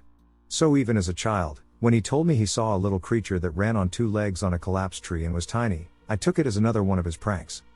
Except the story never went away or changed, and to this day in our adulthood, he stands by it and can only remember the most vague details. 1. He said it was larger than a squirrel, I think. 2. It didn't move like one either. 3. No one to my knowledge has ever seen a squirrel run on 2 legs, and they can barely stand on their hind legs anatomically, anyway. I apologize if this story seems boring or doesn't fit in this context. After last night, I am a believer that skinwalkers exist and still roam freely. I am still terrified of what I saw, and I wasn't the only one who witnessed it. My girlfriend and I had just gotten into our vehicle and were about to head out for a drink around 10:30 p.m. Now before I continue, I want to paint a little picture of our surroundings, but I don't want to give much information about my specific location or anything, just to be safe. I will say we are staying in public lodging in Montana on a hiking trip/vacation. Our vehicle was in a fairly vacant lot, with a 12 fenced enclosure at the end of it. We had just gotten into our car like I said before, and when I turned the vehicle on, the automatic lights flipped on, revealing what I immediately knew had to be a SW. It sprung forward from its previous sitting position and ran about 3 very fast steps before leaping over this fence. And its body. Its body scared the duck out of me. It had light tan skin, but it was very spindly. Think Slender Man build, but it was only about 6 feet to 7 feet tall. Its arms were long as shit, with thin, long fingers that looked almost like claws. The head had a human shape to it, but the eyes. It turned to look at us in that brief moment, and there was no light reflection from the eyes. Nothing. Just black. It all happened in less than 5 seconds. I turned toward my girlfriend, hoping I didn't see what I just saw. She sat there, staring at that fence, and could only whisper, "Drive." I couldn't move. I kept saying, "That was a ducking skinwalker, that was a ducking skinwalker." Before she finally was able to turn towards me and basically scream at me to drive. I got us the duck out of there, and we proceeded to go to the bar and get shit-faced, refusing to talk about it. We got a ride back, we got our vehicle in the morning. She still won't talk to me about it. But I think according to legends, you're not supposed to talk about it? Guys, and I know proving shit like this without picture proof is impossible, but I swear on my honor as a man that I'm not making this up or exaggerating anything. Should we leave the area? This was last night. Please feel free to ask questions or give advice. I'm not sure what to do next. I work at a freight company in Southwest Ohio on the 3rd shift. I'm the yard guy, which means I move trailers and box trucks around the yard and put them into the docks. We have 2 poorly lit lots in the back of the building that I frequently have to walk back to, aptly named Backlot 1 and Backlot 2. This is where the semi-trucks are kept for moving the trailers. I usually keep a headphone in one of my ears to listen to podcasts or music, the other ear is left open, so I can hear if people call me over the radio. Anyways, there have been some coyote sightings on the property lately. This is odd because we are in a warehouse district virtually void of any woodland. I have personally seen a coyote in Backlot 1 once or twice, but it usually keeps its distance. The first time, I was in my car driving around the lot to look for trailers left behind. I spotted it out of my driver's side window some ways off. It seemed like a normal coyote, no big deal. The second time seeing the coyote, I was getting out of a semi to hook up a trailer to move. Immediately as I stepped out of the truck, I felt a presence, as if someone was directly behind me. I turned and noticed what looked to be a large, reddish dog staring at me, but from afar, maybe 50 yards away. As I looked closer, I recognized it as the coyote I had spotted before. The size was significantly larger than what I had initially anticipated. I also mistook them for shy animals, not anticipating that they would stare you down with such intensity. But I shrugged it off as a misjudgment of size from the first time and some territorial behavior. This was around a month or so ago, and I hadn't seen the coyote again until today. When I was out moving trailers around this morning, I felt that presence again. But this time, that feeling of being watched was amplified by a sense of dread. As if there was a predator actively hunting me. Look, sometimes I can be paranoid. Some of the podcasts that I listen to certainly don't help with that. But knowing this about myself, I tried to put it out of my mind, turned on some music, and went about my business. Fast forward to around 2 a.m. I dropped off one of the trailers in Backlot 1 and got out of the truck to crank down the dolly legs. That's when I heard someone call my name Mike. The voice had a bit of a static undertone, like it came from the radio. I picked up the radio to call to my boss, "Anybody call for me?" He responded with a simple nope. Like I said before, I'm a bit paranoid, but that voice was not imagined. I heard it. This was enough to make me turn off my music until I was done moving trailers in the yard. When I finally finished, it was around 3:45 a.m., and I had to take the semi back to Backlot 2 to drop it off for the driver that comes in later. I finished backing the semi into its spot, and when I turned the engine off and opened the door, I heard a long drawn-out voice call, "Mive Cal." It sounded a lot like my boss calling me on the walkie-talkie, but more like it was coming through an old record player or phonograph. Not having my music on, I knew right away this wasn't my boss over the radio. The voice had come from directly in front of me. I looked up to see that coyote staring at me. It was a good 75 yards from me at that point. How could it have sounded so close? I wondered. I thought the scariest part was that it looked like it was smiling, distorting its features so that the edges of its mouth curved to look more human-like. I stared back at the coyote and did the only thing that came to mind. I yelled at it. Go on, get out of here." The coyote's reaction was not something I would have expected. It began to stand on its hind legs. As it did this, I could hear bones cracking and flesh being contorted and displaced.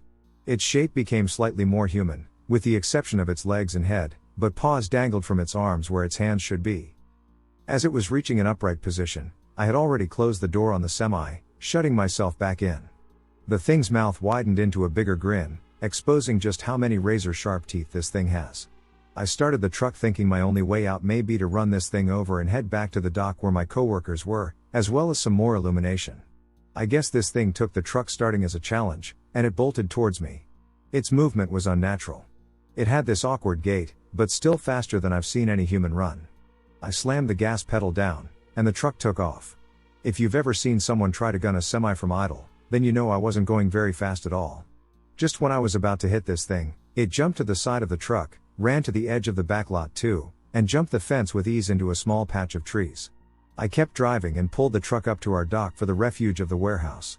As I stepped out of the truck, I could hear a distorted howl from the distance. I quickly looked around the lot from the dock, but I couldn't see anything. Hopefully that's the last I see of this thing. When I got into the office, my boss asked me why I had brought the semi up to the dock, and I told him that the coyote was back where I was supposed to leave it, and I didn't feel safe getting out and walking back. I couldn't tell him what I saw, he wouldn't believe me. I'd be surprised if anyone believed me. I'm afraid to go back to work tonight. I can't even seem to get to sleep now. Every time I close my eyes, I see that grin. About 5 years ago, when I was 14 or 15, it was late spring, and me and a couple friends, let's call them M and L, were walking home after school like normal. It was a pretty lovely day, so we thought we'd explore the woods rather than heading straight home. We were exploring for a decent amount of time, like maybe about an hour, just walking through bushes to try find other paths or open areas. We walked through thick bushes and discovered we had accidentally walked into the homeless person's camp area. Being confused, we'd never entered from this angle, only through the fence. Something felt off, like a kind of sinking feeling. L and M didn't have the same feeling, so I kind of just brushed it off. L was tired from walking, so decided to sit on one of the plastic chairs and eat some food he'd bought earlier, while me and M just kind of walked about the camp, seeing if anything had changed again. We walked into the covered bit and could smell something pretty grim, but couldn't exactly figure out what it was. M, thinking it was a dead body, decided to look further in while I went back out to talk to L, as I was still pretty freaked out. M was gone for a couple of minutes until he called for us to come see what he found. We refused, so he came out annoyed and called us pussycats, pulling up his phone to show us a photo of a dead rat. The rat looked rotten and torn apart. M said he found it right at the back in a corner. Either way, we found it creepy and decided to just leave.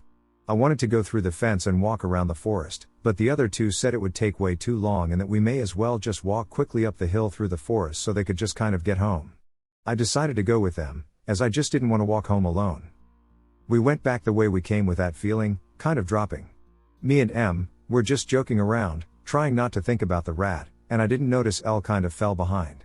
As we were walking through, L kept saying he saw something, but we kind of just took the piss out of him, saying he was seeing things, but he was very certain he saw something and started getting pretty distressed. M joking shouted something along the lines of, "If you're here to kill us, just do it already, my legs hurt," and we had a decent laugh until L started having a full-on panic attack and crying. We went over to make sure he was alright, and that's when I saw something a couple meters away. An all-black figure behind a tree, but it wasn't a person in all black or anything, like it was dark. I could see its shape looking like an elongated person shape, with fingers that were long and wide holding onto the tree. I thought it was a shadow or something, but I could see that it was 3D. I stood staring for a couple of seconds with it also not moving. I felt like a deer in headlights until M started shouting at whatever it was. It still didn't move. M dragged me and L, with L bawling his eyes out. We got far enough away to the point where we just decided to turn and run. I couldn't really run much, as I felt like all the energy had been drained from me.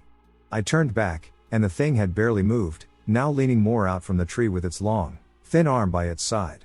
We kept going, now not really a run but more of an out-of-breath jog. We got to the road at the top of the hill and just kind of fell to the ground from exhaustion, still all looking at the forest. I think M started filming the forest shouting, but I can't remember what he said, but nothing really came after us. We went home, making sure to stick to the main road. Even though we had school the next day, M and L decided to stay at my house to talk about what we saw. We even drew pictures of what we saw.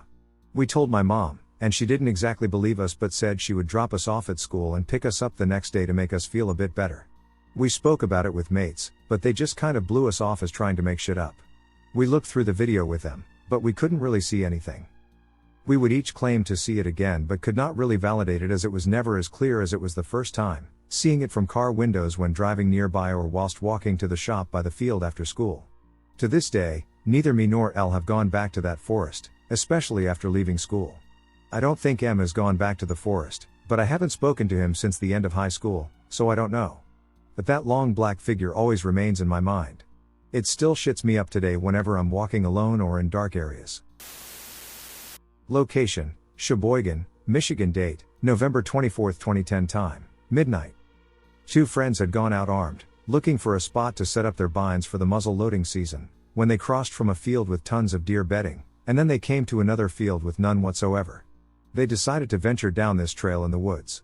They got maybe 300 yards into it when they started hearing heavy breathing and snapping sounds in the thick brush to their right. They thought it was maybe coyotes, but when they arrived at a bend, they were stopped on their tracks. In front of them, maybe 60 yards away, was something blacker than the woods, standing on two legs and around 7 feet in height. They slowly turned away and backtracked. However, before they got to the field, the same thing was now in front of them again. They turned around for a second and then turned back, and it was gone. When they got to the field, they noticed that there were 4 or more of these creatures, one on each corner of the field just standing there. They saw one move behind a tree. At this point, they were very frightened. They made their way through the field and got to the edge, and there was one standing directly in the middle of the trail entering the woods. At this point the witnesses hurried back home, and the whole day they felt like they were being watched and stalked. According to the main witness, a Michigan National Guardsman, they had been out every night since then. They have learned not to use lights because it comes closer than 60 yards. The closest one has been to the witness was maybe 25 yards and was moving closer. At that point he shot at it, apparently without viable effects. Another night they saw 4 that appeared to act more aggressive and appeared to be trying to herd the witnesses into a corner. This happened around 2013. I was either 12 or 13 at the time. I'm the middle child of 3 and have been dubbed the responsible one for most of my life. On this night, I would be in charge of watching my siblings while my mom and grandparents went out. It wasn't often that my grandparents would leave the house, so when they did, they'd often be gone for the whole day. This was great in the eyes of my siblings and me, mostly due to the fact that they enjoyed whatever I cooked them, and we each got free time without the judgmental eyes of our very strict grandparents. After dinner, I decided to enjoy time outside of my shared bedroom and take a seat in the living room. Now, if you were online frequently around this time, you'd know this was when the creepypasta fandom was at its peak. I was and still am, 10 years later, a huge fan of the scary stories online. Because of my hyperfixation at the time, I loved letting my imagination get the best of me. I often used my free time on Omegle, in hopes that I would find friends with similar interests. This happened often, though, of course, as a Niave, young girl on the sketchy site, I often got my fair share of creepy encounters on there as well. On this particular night, a friend of my best friend at the time, whom I had met online, had found me on Omegle. They knew it was me due to my screen name that I used for just about everything. However, I never formally spoke to this person. They were a little older and thought it would be hilarious to scare me. They, along with our mutual friend behind the scenes, used personal information and a sort of glitched font through the text feature, effectively beginning to scare the piss out of me. Eventually I had enough. I slammed my laptop shut and nervously shot my friend a message, telling him about my encounter. He urged me not to panic too much, knowing it was truly nothing to worry about, but I remained on edge. So when my small, almost always silent dog, Abby, started barking viciously at the door, I immediately felt sweat in my palms and my heart racing. It was already pitch black outside. In the front yard there was a single streetlight across the street, and in the back we had about 2.5 acres of wooded land. I attempted to comfort Abby, but she was the most terrified and on guard that I have ever seen her. Even to this day, she never growled like that. I didn't know why, but I desperately wanted to know what was out there. I thought for sure I'd see a horrible creature or person like described in the OMG chat before. They had described my house and my life, so surely it was them outside. I don't know why I opened that door. It wasn't even locked due to how low the crime rate was in our area. But, despite Abby's standing fur and angry growling, and despite knowing something bad could be out there, I turned the knob. I felt like I just had to. I gripped the old, cold knob and opened the door quickly. At first, there was nothing. I stepped onto our small porch slowly, sighing in premature relief, before I heard a crunch. The crunch of leaves beneath me. Under the porch. I froze, and right as I did, a terrible creature? Person? I'm not sure, bolted out from under the porch. It looked exactly like the old classic photo of the Rake. Imagine this but much longer, lankier limbs. And the bones showed much more, like someone with severe anorexia but running on all fours, from what I could see in the very little amount of lighting. It was completely hairless, its limbs were long, and you could see the scrawny, malnourished frame even as it ran. It ran so damn fast. I couldn't move. I couldn't scream. Not until Abby darted after the creature down the road. That's when I began to panic. I screamed and cried for Abby to come back, and right as I did, I heard a horrible, monstrous screeching and then a loud yelp from Abby, then watched her tiny body running full speed back towards me, up the porch, and inside. I didn't stop to take in the scenery anymore. I ran inside behind her and slammed the door shut. I locked it and began checking every window as I cried and questioned reality itself. As I did this, my little sister came in the living room, asking why I was yelling and crying. I simply told her Abby had almost run out in front of a car but that she was okay. Upon further examination, I found that to luckily be the truth. The creature didn't hurt her, so I assumed she realized the major size difference once she tried to face it and got scared. I kept it to myself as to not terrify my siblings, but immediately told my mom the whole story when she got home. She tried to calm me down, saying it could have been a deer or another random woodland animal. When I called my best friend, he felt responsible for my intense fear. As I cried into the phone, he told me about his friend trying to scare me. The friend even shot me a message to apologize profusely. However, I assured them that what they did was nothing compared to what I saw out there. I know what I saw that day, and I will always stand by it. Whatever was lurking under our porch looked deformed, non-human, and ran faster than anything I'd ever seen in person. Whatever was under our porch has made me believe that anything can potentially exist. I also believe whatever may be out there could come back. Just the other day I let my current dog, Daisy, outside. It was extremely dark, just like that night. As I let her out, something shot out from under the porch and began to fight with her. I have very bad eyesight, didn't have my glasses, and no porch light, so when my dog and the other animal just went silent, I ran to the bottom of the steps, ready to face what my mind kept telling me was this monster from my past. I called to her and began sobbing and shaking. I was sure the creature came back. But Daisy wouldn't come out of the darkness, and I heard nothing. I had to get my mother-in-law and her boyfriend, who brought flashlights and an axe outside in a hurry. I told them I thought it was another large dog, as to not seem more unhinged as I did at that moment. In the end, it was a possum. My dog had simply ignored it once it played dead. I guess she wanted to keep me on my toes. I know this isn't crucial to the main story, but it made me realize just how real that night truly was for me. I was terrified to relive it with less fortunate outcomes. One might blame it on generalized anxiety or my overall love for the scary and supernatural, but I know it had to have happened. Has anyone else seen anything like what I'm describing? I'm genuinely curious. Still can't explain what I saw. Occurrence 1.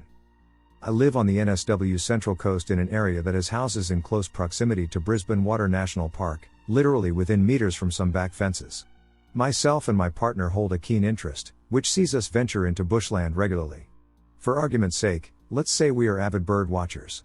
A few weeks ago, the local fire service commenced backburning in parts of the Brisbane Water National Park over 2 or so days, which was obviously for hazard reduction. Most of the fire was directed at burning off leaf litter and dry debris that covers the ground in an effort to reduce the chances of spot fires, which have in the past become large fires and threatened houses and caused neighboring suburbs to be evacuated. Because of the way the backburning was controlled, it completely burned off the debris, and basically 90% of the flora that was over 2 or so feet seemed to have survived, except some charring. Of course, even some grass plants survived while others were completely burned, including their underground roots, which left large round circles in the substrate. This meant the canopy was fully intact. This is an important point in my story. The fire was controlled so well that the left-hand side was completely obliterated by fire while the right-hand side was untouched. The path is about 3 to 4 feet wide at its widest points. Anyway, about 48 hours after the fire service had finished backburning, my partner and myself ventured into a large patch of Brisbane Water National Park along a track we have walked no less than 200 times in the last 10 years. The first thing we noticed, of course, was the lack of small shrubs and ground cover, which had been replaced by a 3 to 4 centimeters layer of ash. It was also hard not to notice the smell and non-visible smokiness that irritated our throats and noses, but by far the most profound thing we noticed was just how quiet it was. Usually we hear birds chirping, snakes slithering into the underbrush, lizards scampering out of the way, and ducks splashing around in the creek that runs along the whole length of the walking track on the right. Across the creek, there are literally kilometers of bush in all directions, so it was a little odd that it was so desolate even after backburning. We decided to press on even though we were pretty sure that we weren't going to see any wildlife.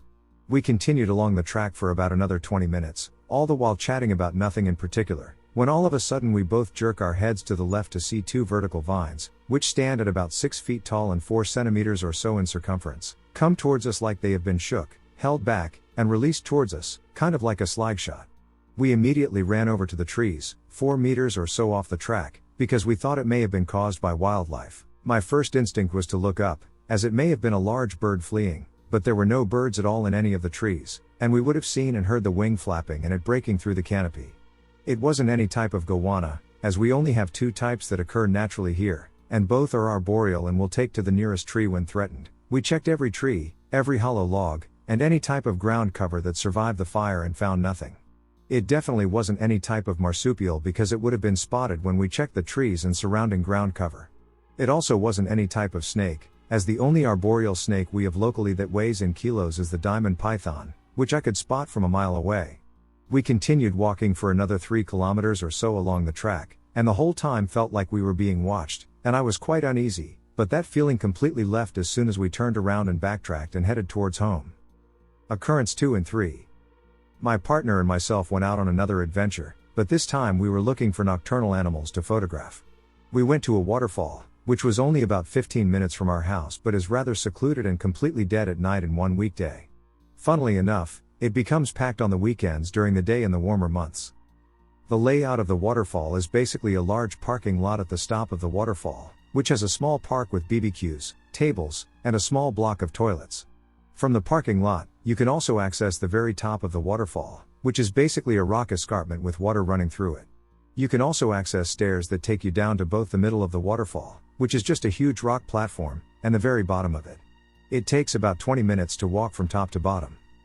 Anyway, we parked the car, and I grabbed my gear, which included my camera. We start making our way towards the top of the falls, which has a 2-foot barrier you have to step over to access the rock escarpment. Right as I went to put my leg over the fence, I heard the most disturbing noise I've ever heard. It sounded like a human moaning in pain, but to describe it the best, I can imagine having 10 different people with 10 different voice qualities all making the same moaning sound at the same time. I'm not one to frighten easily, but I have to admit it sent chills up my spine. I told my partner to hurry up and get back to the car, and I locked the doors as soon as we got in and left in a hurry. Now, this place is pitch dark. There are 0 lights, and there is no way in hell you'd be there without a torch, not to mention you'd be able to tell if anyone was there by the cars parked in the parking lot, as this isn't a place you'd walk to. When I told a close friend of mine who also frequents the waterfall to photograph wildlife, he told me he also had an experience the night before, the night after I was there. He had finished work late and thought he'd go for a quick walk around to see what he could find. This was in the Australian spring when everything is out and about due to the warm and humid weather. He said he had parked his car and got about halfway down the stairs to the bottom of the falls when he came across a snake. He was photographing it when he heard the door of the toilet block being slammed repeatedly. He started running up the steps to get back to his car and said that as he was running up, it sounded like something was going mental, slamming things within the toilet block. He got in his car and left. My friend and I decided to go check out the waterfall that night to see if we could find anything. We parked the car and went straight to the toilet block. We checked the block that he heard the commotion in and found a reasonable amount of blood inside the basin and a small pool in the basin's soap dish. We contemplated calling the police but weren't sure exactly what we would say. We left soon after, and neither of us visited that place for over a month afterwards. Since then, we have been back to this place multiple times without incident. Occurrence 4. Now on to last night. We headed out along a road on the central coast, which by day is rather busy due to the high number of residences and farms that are along this road. By night it is usually very quiet, with a few cars using it sporadically, so I have my high beams on 95% of the time. We drove along this road for about 40 minutes in search of marsupials to photograph. This road intersects large masses of bush on both sides. I would also like to add at this point that this road is not straight or level by any means. There are a mixture of turns as well as slight to aggressive inclines and declines along basically the entirety of this road. After driving for 40 minutes without any luck, we decided to head back along the same route we took. We were driving for about 10 to 15 minutes on our way back when we hit one of the very slight, gradual inclines along the road. When we were about halfway up the incline, I noticed something in the distance, maybe 200 to 250 meters or so, which I initially thought was a shadow being cast from residual lighting of my high beams, when all of a sudden it moved from the middle of the road to the right side. At this point, while the figure was still in motion, I asked the passenger, and the person who has been present for the 3 unexplained experiences, "Can you see that?" To which they replied, "Yes, what is that?" We got to the top of the incline and onto level ground once again and stopped in the location we had seen it. I stopped, and I pulled out one of my torches and surveyed where we had seen it. To my surprise, where it had crossed was a small property, which was essentially a house with a very small paddock with horses out the front, but what caught my attention was the horses were not startled in the slightest, and I could actually see one of them close to the fence eating. After about 2 minutes of surveying the area, I continued along the road and asked my passenger exactly what they had seen. They relayed exactly what I had seen, which was a tall, 6-ish feet, but with about 2.5 feet wide profile but rounded. It was very hard to gauge an exact height because since we were on an incline, for instance, if a person were to walk in that exact spot, we would only be able to see from the knees up due to the blind spot on the summit. My passenger added another piece of information, which was that it was rusty colored. I didn't see any color but have to admit that I was paying as much attention to the road as I was to the figure, and as I was traveling at approximately 70 kilometers per hour, I really had to keep my attention on the road while trying to get to the summit as quick as possible to see what it was. I would also like to add another detail that I find is rather strange. While I couldn't see the figure's complete leg area, it didn't seem to be walking in a normal fashion. It was almost like it was gliding, I know that seems odd, across the road. If I had to liken the body shape to a known animal, it would definitely without a doubt be an orangutan, but standing a fair bit taller and not as hunched in the lower back area. So there you have it. I no longer live in that area. I now live 40 minutes north of there but still visit often due to family there. I'd like to point out that all of the above happened within about a 6-week period, which all seem to start with hazard reduction backburning. Australian summers are harsh. I've not had any weird happenings since then, and I still spend a ridiculous amount of my time out in the bush. I will not give away my profession, but I will say I am in a scientific field that works with wildlife, a scientific field that claims animals such as the above are not endemic to Australia. I need to know what this thing was. I was having a camping trip with a couple of friends. We were walking the path to get to our camping spot when we heard a scream. We didn't know who it was or exactly where it was coming from, so we kept going. Later on the trail, we saw a huge light flashing in front of us. We eventually got to the camping spot, and we forgot to grab firewood on our way, so me and a couple of friends went to get some.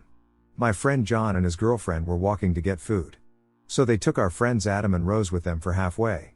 When they got halfway, Rose and Adam turned around and started walking back. As they were walking back, they heard someone running behind them, almost like they were getting chased. So Adam and Rose started running. Adam turned around and saw a creature that was gray, with a very disfigured face and long arms. So they kept running, and when they got to the tent, they realized they weren't being chased anymore. So Adam called John and told him the story, and on the way back, John's girlfriend saw the same figure in a tree. So we were all at the tent tending to the fire when Caden went to get a couple of sticks, and he saw the creature. He shined his light, and its eyes were orangish, and it was almost human-like. So Caden ran back to the tent and told us all. Then we decided to go back home, and on our way back, we heard a shriek-like sound coming from the water edge. A couple days prior, me and Caden were there meeting the same people, and like this time, on our way back, we heard a deep hey coming from the water. Almost like a human calling for help. When Caden got back, the creature followed him until he got onto the busy road. We are going back today to find that thing and figure out what it was. Please give us answers or suggestions of what I could have been. Humanoids roaming Denver suburbs. The report. I never expected to have a conversation like this, but I don't know where to go. I've always believed there is more to the world than what we know, but late at night this Saturday, March 14, 2015, I had a terrifying encounter with something completely unexplained. I really wish I had seen a Bigfoot or an alien. At least those are more well known. I told my parents and my closest friend about this so far because I had to talk to somebody, but it sounds completely crazy even to myself as I tell it. I work in a professional field, and I feel like I can't tell anyone around me without sounding like I'm going off the deep end, but I need to talk to somebody, and I'm also concerned that this thing is still around Denver as we speak. The details. I was at a friend's house in the, redacted, suburb of Denver on Saturday. This house is surrounded by typical Denver suburbs but does butt up right next to an area of open space. She lives on a huge lot, an acre and a half possibly, with an 8-foot solid stone-type fence along the back of the property and a shorter 5-foot iron fence that divides the front yard from the back. She had explained that she has coyote problems there, so she's very careful when letting her dog out at night. He's a very old pug. A bit deaf and can't see very well either. I can hear the coyotes when I'm there, and there are rabbits everywhere. We regularly find evidence of rabbit kills around the yard. So when she takes her dog out at night, she takes a very large flashlight, twice the size of a large maglite, and shines it around the yard first and then lets him out but stays right next to him the whole time with the flashlight on. She also insisted I do the same. I grew up in the desert and have seen plenty of coyotes, and they are pretty small and typically cowards. I thought she was being overly paranoid about it, but it may have saved my life on Saturday night. The encounter.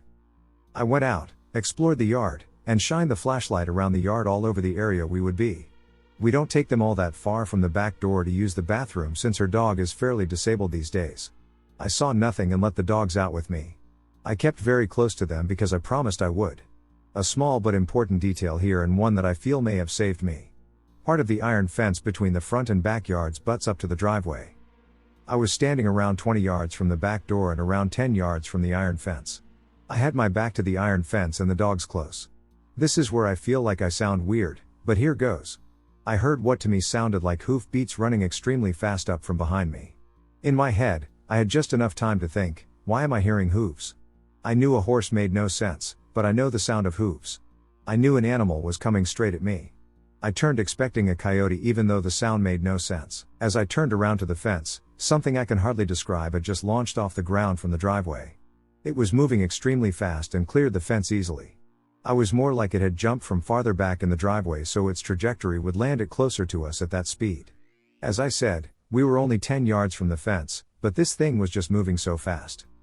I would guess I had about 1 second to register the sound I heard, thanks to the concrete on the driveway, and realize something was happening.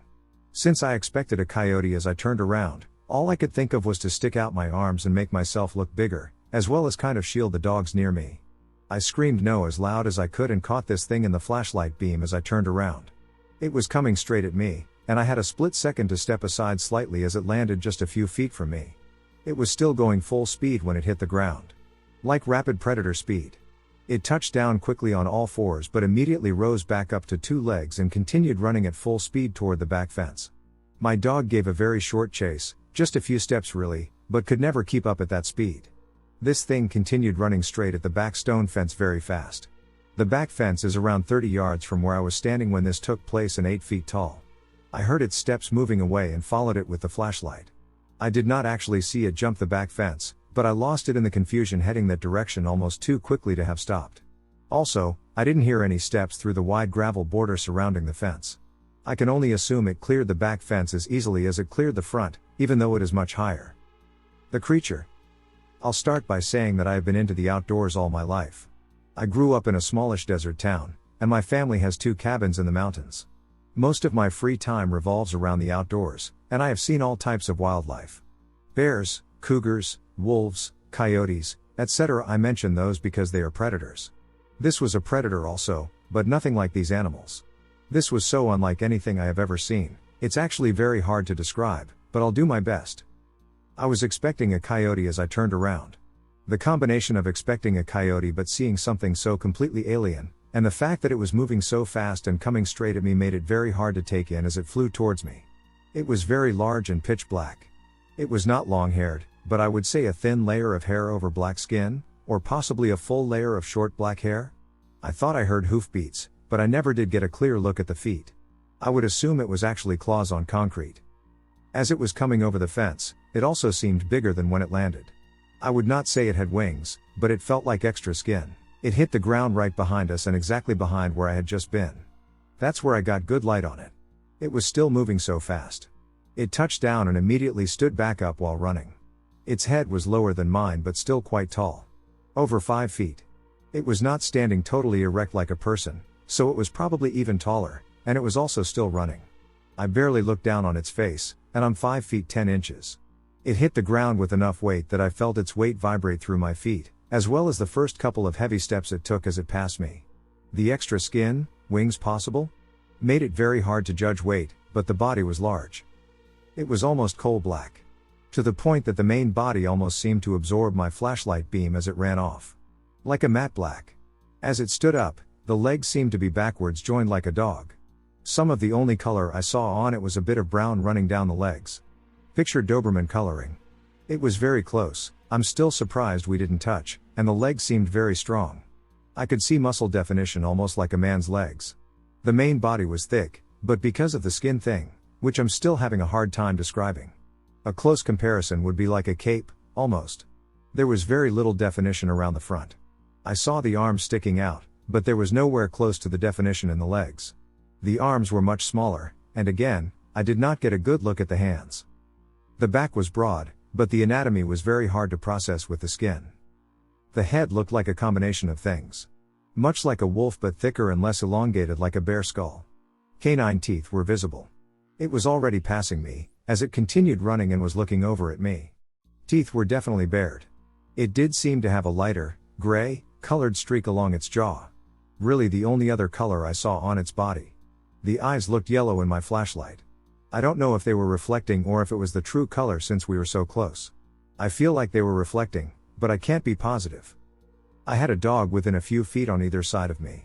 It landed and ran between myself and one of the dogs but did not try at all to snatch it, nor did it reach out to grab me. The dog would have been easy pickings at that speed. I have the distinct impression that it was coming for me, and I just happened to move out of the way, and it was already passing too fast to grab. This thing made no sound at all except for the hoof-type sound of feet on the concrete and the steps through the yard. On the grass, it was almost silent except for the first few steps closest to me. I called my parents in the morning, and the best way I could describe it with normal animals was wolf, bear, bat, and possibly monkey, but mostly monkey because it was on 2 legs. This whole thing has me feeling pretty shaken. Once this thing disappeared, I was alone in the dark with just the flashlight, but I had already lost sight of it. I wasn't sure if it had even left the yard and might be circling around.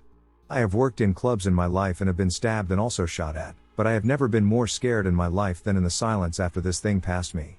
I was absolutely terrified as I tried to wrangle the 2 dogs to the house. I slowly backed up and ran the flashlight all around me. I wanted to run, but I couldn't leave the dogs out there. I'm not a religious person and never have been, but to be totally honest, as I backed towards the house that scared, the first thought that came to mind was that I had seen a demon. It sounded crazy to me, but I just couldn't process what had just happened on any rational level. I still can't. I don't believe in demons, and I don't think it was one, but a couple days ago I didn't believe I might have an encounter with an unknown creature like this either. It scared me so bad that I can't even open a door at night without getting full body goosebumps, and even looking out windows in the dark has me uncomfortable. It's strange to say and irrational, but I'm currently scared of the dark. My body is physically reacting uncontrollably. I would appreciate a response from you ASAP. Thanks for any advice you may be able to give. I don't know where to start here. This is far beyond my expertise. I'm scared shitless writing this. We were checking on an escaped rooster in the woods that backed our house. We took a very shanty flashlight and spotted him easily. Something about these woods just isn't right. They feel off, and I had a terrifying encounter with something in them that, to this day, is both unexplained and witnessed by the police, my neighbor, and my girlfriend, but that's a story for another day. Anyway, we were walking back after successfully locating our escaped rooster perched in the distance on a tree branch just beyond the wood line. This is when we noticed a gray mist-like thing in the sky, almost like an owl. The problem is that we both witnessed it vanish into thin air. We went inside for a moment to check on our daughter, and when we went back out to figure out what the duck that was, we found nothing. Or so we thought. The house next door built a shed with a motion detection light in their front lawn. We were standing in our front lawn looking in the trees with a better flashlight, expecting to see an owl. Instead, the motion light kicks on, and we see a dog. Sorta. It was something on 4 legs, and it ran into the distance only looking back a few times. The problem with this is the dog would have had to stand still for at least 10 minutes to not re-trigger the motion light, as it stays on after being activated for 10 minutes. It's like the dog appeared out of thin air in front of the motion light. The strangest part is that it appeared right where we say the misty air creature disappears. Thoughts? As I'm terrified. Possible sighting at Maple Lake, Illinois? 2 nights back I had an experience with something in the wooded areas around the lake, at the overlook. I tried to do my research on what it could have been. I came across encounters of other cryptids, like skinwalkers and Wendigo. However, the suburban nature of this encounter has led me to disqualify the possibility of it being either of those creatures, and its appearance and location have led me to believe that it may be what is regarded as a crawler. I don't know what it was, but it was something that felt human, but I know it couldn't have been human. It felt too much like an animal. It still hit me like I was being watched by an animal. It just took longer for me to catch on than I usually do. So, I'm there off the main streets in the southwestern suburbs at the overlook, listening to music in my car. I often like to get out of the city to clear my head, and I feel like I heard something pulling up to me from behind. You know it's late, it's dark, and people like to come to the overlook to drink or find some privacy, so I check my rear view, and I see it in the moonlight. Something is in the shadows across the road up the hill, unsure of what it is. I move to adjust my mirror to get a better look when I see eyes like how animals have eyes that glisten in the dark. It's like that, but they're watching me through the rear view, transfixed, focused, intent like the ways people do in photographs. It looked like what I now imagine is the devil of some kind, tall and white as snow. It froze me in my place. It had straightforward eyes, like predators do. That's all I got to look at as it was slinked up against and behind the trees. My head, I guess, finally processes what I was seeing, and I get hit, like someone poured ice down my back, that feeling I get when someone is approaching me from behind or something is watching me. This sends me bugging out into panic, so I shift into drive and hook a right forward, and out of the lot back onto the main road. Running along the hill, I speed up and head forward. I just drive till I hit the main road with street lights again and don't stop until I get back out of the surrounding preserves area. The eyes felt so human, but it felt impossible for someone to be out there, but I know it just couldn't have been an animal because when I'm out in the preserves, it never felt like that when I was among deer or the other animals that I know are out there. It felt like it was wrong, like it was invading the space, but it didn't feel like a person I know when they are around. I keep my guard up when I'm out alone, but whatever it was flew beneath my senses and fit into the dark. I don't know what it was, but it made me feel so sick that I was there, and I missed it.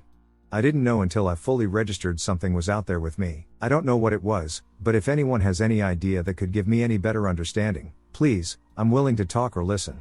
I've been a skeptic as long as I've run in circles amongst my fellow outdoors people. However, this encounter has quickly turned my perception of the natural and unnatural upside down. The lights and their source. There are few things that I never forget, things I can never explain away or rationalize. This is one that will haunt me till my dying breath. In America, you would probably be familiar with the ghost light, a small light in the distance that leads into the middle of nowhere, never getting closer. In Australia, these are called min lights, and this is my account of these lights. About 3 years ago now, when I was 12, my friend invited me to go camping alone in the bush. I asked my parents, and they said it was fine, so I got together some clothes, a cold weather blanket, my flood lamp, and my Swiss Army knife. When we set off into the bush just outside of Canberra, I was extremely nervous, but my friend Daniel assured me that it would be fine. How wrong he was. The first day was extremely uneventful. Daniel taught me how to fish in the nearby river, we sharpened some sticks using my Swiss Army knife for spear fishing, and then we decided to make camp. We walked for about half an hour until we came to a clearing with a dead, hollow tree in the middle. We decided to set up our tents next to the tree and look for firewood as preparation for the night ahead. Later that night, we were sitting by the fire, cooking our sausages and talking, when Daniel looked over my shoulder with a nervous look on his face. "What's up?" I asked, my face turning to concern. "There's a light over there. It's bobbing over there in the trees," he answered, pointing. As I turned around, I noticed a small, clean light in the trees, approximately 30 meters away from the tree line. Daniel and I, knowing how horror movies work, decided not to investigate but didn't ignore it either, knowing what happens to people who do in said horror movies. We tried to continue the conversation, and we succeeded for a few minutes, until, in the direction of the light, we heard a scream that sounded like a man being attacked by some form of wildlife. I stood up and told Daniel to watch the camp, grabbed one of the spears and my flashlight, and charged out into the forest in the direction of the light. All thought of horror movie characters who do this die were gone. From what I could tell, there was someone in danger, and I'd be damned if I wasn't at least going to help. As I ran, I noticed that no matter how fast I ran and how much ground I covered, I couldn't seem to get closer to the light. "Hello? Is anyone there? Are you okay?" I shouted in the dark and eerie trees. Another scream rang out in the cold night air and began running again in the direction of the light. After about 15 minutes of running, I stopped again to catch my breath. The continued running had made me disoriented and dizzy, and in my peripheral vision, it looked like the trees were moving around me, lightly swaying and shifting. I stood up straight and pointed my flashlight at the way I came. It didn't look familiar, it looked completely different. I began running back, not recognizing anything I saw, but in the distance, I noticed a small, dim, and warm light, almost a speck in my vision. I ran towards the light, knowing it to be my camp, and as I ran, my flashlight shone upon a dull, silver rectangle. I stopped to inspect the item and revealed it to be an old camcorder. I put it in my pocket and continued running, hoping to end the strange wild goose chase. Then, in my peripheral again, to my left, I noticed the light, not the warm, flickering light of my campfire, but the clean, solid white light, that seemed to be 30 meters away. I stopped, thinking maybe it was another camper. "Hello? Are you okay? Did you hear the screams too?" I yelled to the light. Silence answered me. Are you okay? I repeated, seeming unsure now. Suddenly, Daniel's voice answered. Yeah, I'm fine. I felt released, until I realized that the shout came from the direction of the camp. I looked toward the clearing, seeing the light of the campfire and the silhouette of Daniel, and then back to the light, bobbing slightly. I started running, some sort of primal fear of the unknown overcame me, and I ran towards the campsite. I was greeted by Daniel, standing up, looking at me as I ran forward, towards him. What happened? Are you okay? He asked, a questioning look on his face. I responded, frequently gasping from exhaustion. I kept running, but I couldn't get closer. It was like the ghost light or something like that. Now, I have to be honest here, I know more about American history and urban legends than I do about my own country, so I was surprised to find there was an Australian equivalent. Dude, you think you saw a min light? Daniel responded after a beat, with an excited look on his face. I was perplexed. A what light? Dude, someone might just be pranking us. We're two kids camping alone. We might be in danger, I responded, not really thinking about what I was saying, as I'm usually the one to jump to the least likely option. We spent the rest of the night on our guard, the lights occasionally disappearing, then reappearing somewhere else, but the distance away from the tree line, 30 meters away. We eventually got too tired to watch any longer, and we retreated to our tents and went to sleep. When we awoke in the morning, we immediately began packing up and making our trek back to the road to be picked up by his parents. When we got there, his parents were waiting for us in their car, and the car ride home was pretty quiet. When we got back to his house, I revealed the camera, and his eyes lit up. He immediately snatched it out of my hand, booted up his laptop, and plugged the camcorder in. When he accessed the storage, he found several videos, at least 7. The first video was obviously supposed to be a vlog, as he was talking into the camera. We sped up the video and saw nothing interesting. The second video started, and it showed him running through the woods, and when he turned the camera toward what he was running to, we saw a clean, white light in the center of the camera. The video cut out abruptly. The next video showed him sitting against a tree, his hair messy and his eyes droopy. He said something about being led far into the woods and not recognizing anything when he tried to backtrack. The video cut out, and the next video started. It showed him near a reasonably closer light, and then the camera boomed out to show an extremely gaunt figure, arms and legs lanky and thin, and the body looking like a black color. The head is extremely haunting, and as it scanned the surroundings and spotted the camera, its head looked almost human. The mouth was wide and spread across from one ear to the other, literally, and it had no nose, on account of it having one huge eye in the middle, which was the source of the light. The video began glitching as the creature opened its mouth and began charging toward the camera, and then the video cut out. When we tried the other videos, we found that they were corrupt. But this haunts me to this day, and probably until the day I die. That thing was watching us all night, and I could have killed us if it wanted, but it didn't. I'm no expert about native legends, but I'm pretty sure the min lights aren't just lights. The weird case of the El Chupacabra. I'll be talking about the Spanish vampire, the Chupacabra, so I hope y'all enjoy it. Firstly enough, the canine-like chupacabras seen in the Americas are just that, canines, in some cases, raccoons, that are infected with mange, and now that I think about it, I'm not sure how in the hell we go from a reptilian humanoid with porcupine quills on its back to a disease-ridden dog. Instead, we'll be talking about the Puerto Rican one, as that's the bizarre and original one. Now, surprisingly enough, before the popular events I'm going to talk about, in 1975 there were a bunch of livestock killings in the small town of Mocha, most of them having small circular holes stabbed into their necks and abdomens. People initially thought it was a satanic cult, but even more killings happened throughout the island, and the unknown interloper was given the name El Vampiro de Mocha, aka the Vampire of Mocha. Now, to the popular events. The year was 1995. It was a warm March night in Orocorvis, central Puerto Rico. A farmer and his wife noticed the goats traipsing and running around out in the fields even though they were supposed to be sleeping in their sheds. Both chose to go out and investigate only to find 8 of their goats killed, all with the signature 3 holes in their necks and abdomens, the rest of the goats panicking and huddling up. Now the farmer found this weird because, firstly enough, the killings would have had to have been quick for 8 goats to get taken out within just an hour or 2 of the sun going down, and secondly, goats by nature aren't very timid as they are more reactive and willing to throw down with aggressors than say sheep. They also aren't very quiet. I've been around them, meaning for this to have happened under both their noses, the goats were either killed before they had time to react or all of them would have had to be mute and did nothing during the attack. A similar thing would happen in Canavanas in which 150 animals were killed in the last few days, all with the same 3 puncture wounds to the neck and chest. In fact, it is in Canavanas where the first sightings would occur, with people catching glimpses of a kangaroo-sized, bipedal humanoid with quills on its back and large red eyes running around the hills and leaping from high places. Both the livestock killings and sightings would get so frequent and rack up so much attention that even the mayor at the time, Jose Quimo Soto, hunted for the creature with over 100 personnel at his side. The majority consisted of ex-military and police. Though this was unsuccessful, the hunt managed to get so much attention that it was brought to the headlines of Puerto Rico and even made it to the USA, and in November of 1995, a comedian and entrepreneur named Silverio Perez, who on a video broadcast, named the unknown creature, El Chupacabra, which means goat sucker. The sightings continued as in the city of Caguas, a lady heard something causing a ruckus coming from her son's room, which was odd as he wasn't in there. She went up to investigate and saw the Chupacabra scuttling out of her son's open window.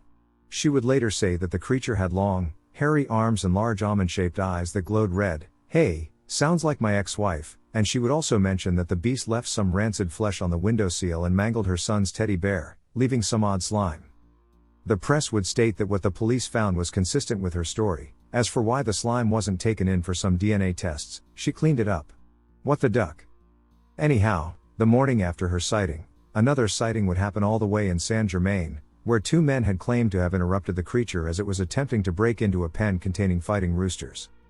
By this time the government had enough and dispatched a team of veterinarians to examine over 300 suspected Chupacabra victims, with a guy named Hector Garcia, who had examined 10 supposed victims of the Chupacabra, stating that the puncture wounds were consistent with aggressive dogs, which he also notes is why the goats were never consumed.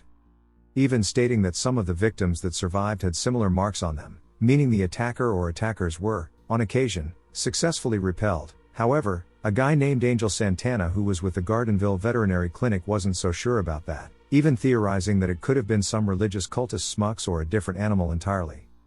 Angel Santana thought it was strange, mainly the circumstances of the killings and not the way the animals were killed, even mentioning that out of several reports that involved dead livestock, none of the people who made the report saw the attacker killing the livestock, meaning the attacks were extremely quick or something entirely different was at play, even pointing out a massive flaw in the dog argument, which I'll point out later on. Though both Santana and the government agreed that there wasn't much evidence to support the Chupacabra, the killing still persisted.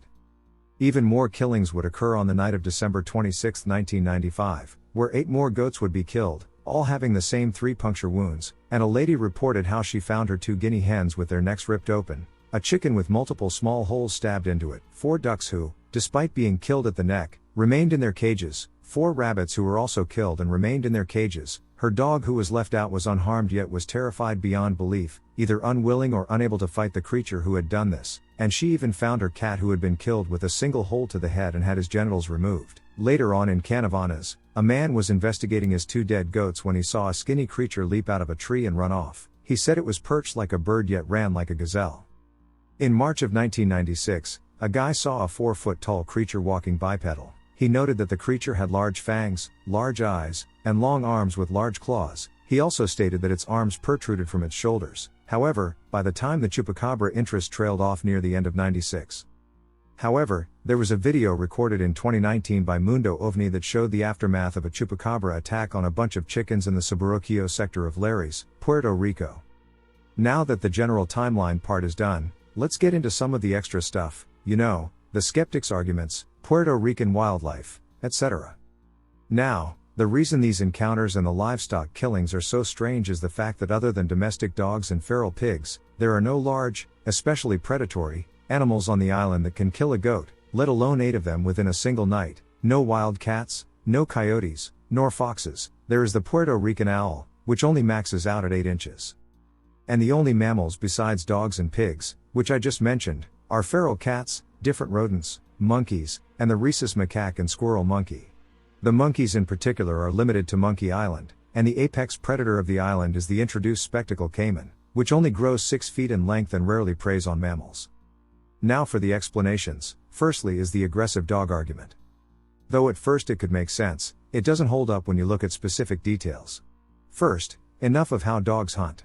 Dogs, much like wolves, aren't made to kill quickly. They aren't ambush predators like big cats. Instead, they chase their prey down, and much like wolves, when they attack, they typically go for the legs and belly and oftentimes don't bother with the finishing blow.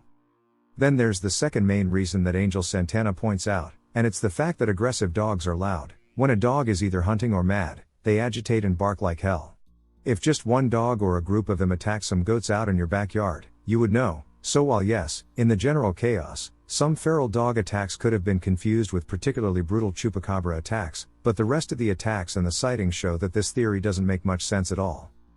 People also reference the fact in Ben Radford's book on the Chupacabra, where he concluded that Madeline Tolentino, one of the first to see the Chupacabra, based the Chupacabra's appearance off of the creature from the 1995 movie Species. And honestly, this may be biased because I like the Chupacabra, but I am willing to give her the benefit of the doubt, as all she was doing was making a comparison on how similar both creatures are in appearance, whereas Ben flat out said she based the Chupacabra's appearance off the creature from Species. Though if he is right, then that leads to more questions such as why did everyone else see the same creature, what was the thing that was killing livestock left and right, etc.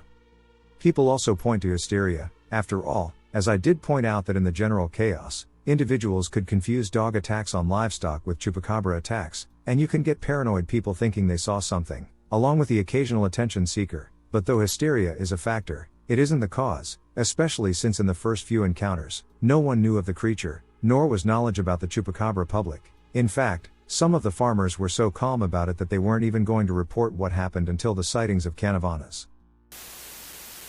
Do you know this creature? When I was a child, I used to see a big, totally black creature, no eyes or facial features, very tall, standing in the doorway in my room, like blocking it. I could just see it had a head. But no ears, no eyes. This happened to me so many nights I can't remember how many. I was terrified, and with time I found a way to soothe myself. I went under the blanket, held my ears tight, and sang in my mind a song, always the same, then somehow passed out. Sometimes scary sounds followed this creature, usually before it appeared. One time I had a nightmare and I was going to run into my parents' bedroom, but when I was almost there, this creature just stood there blocking the entrance of my parents' bedroom.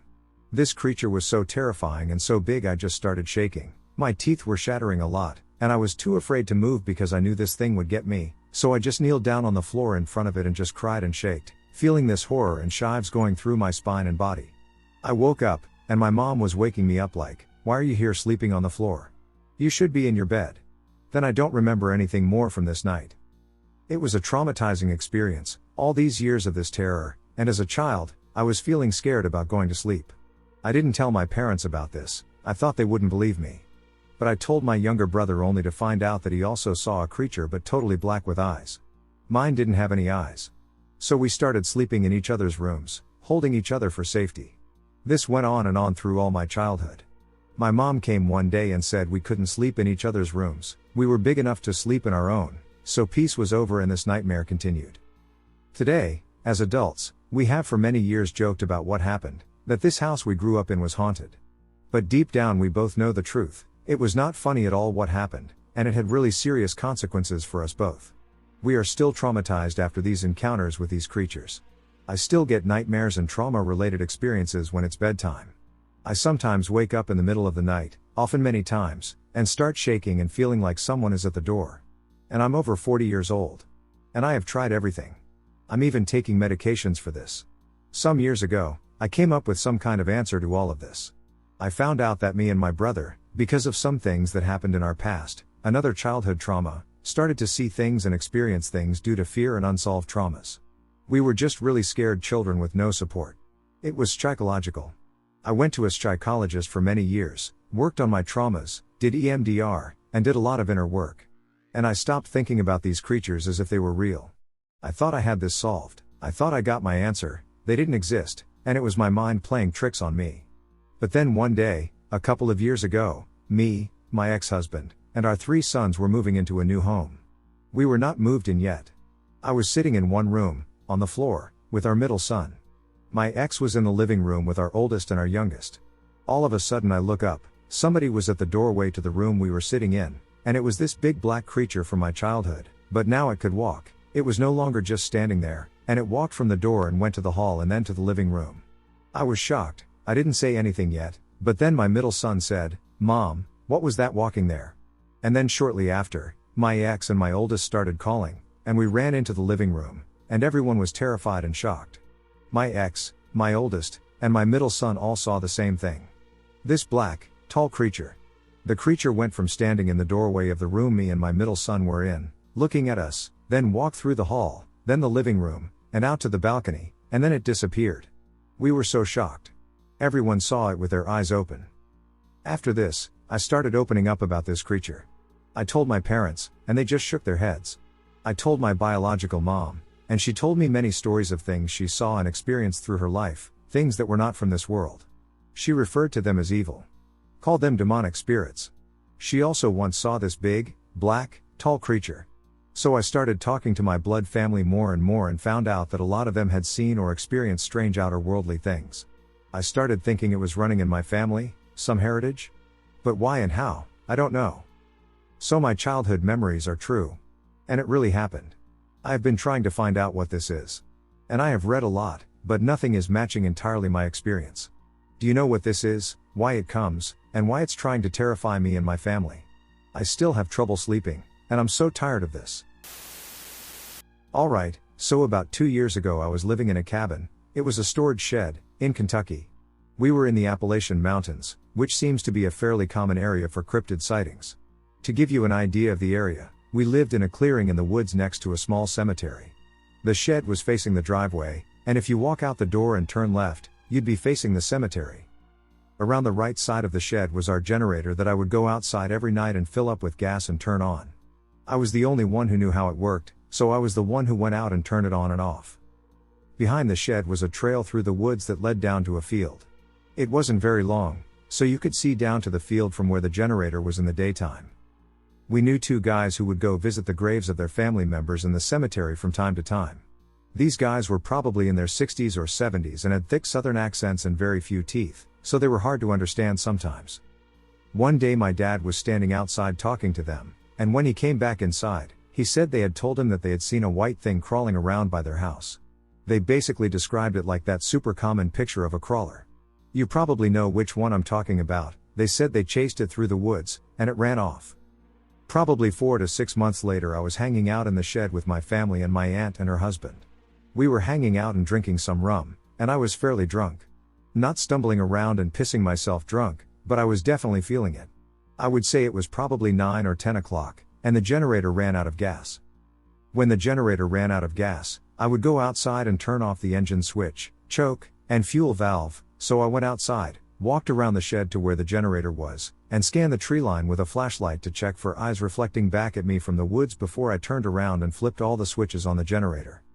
About 10 or 15 feet away from me in the tree line was a pair of eyes.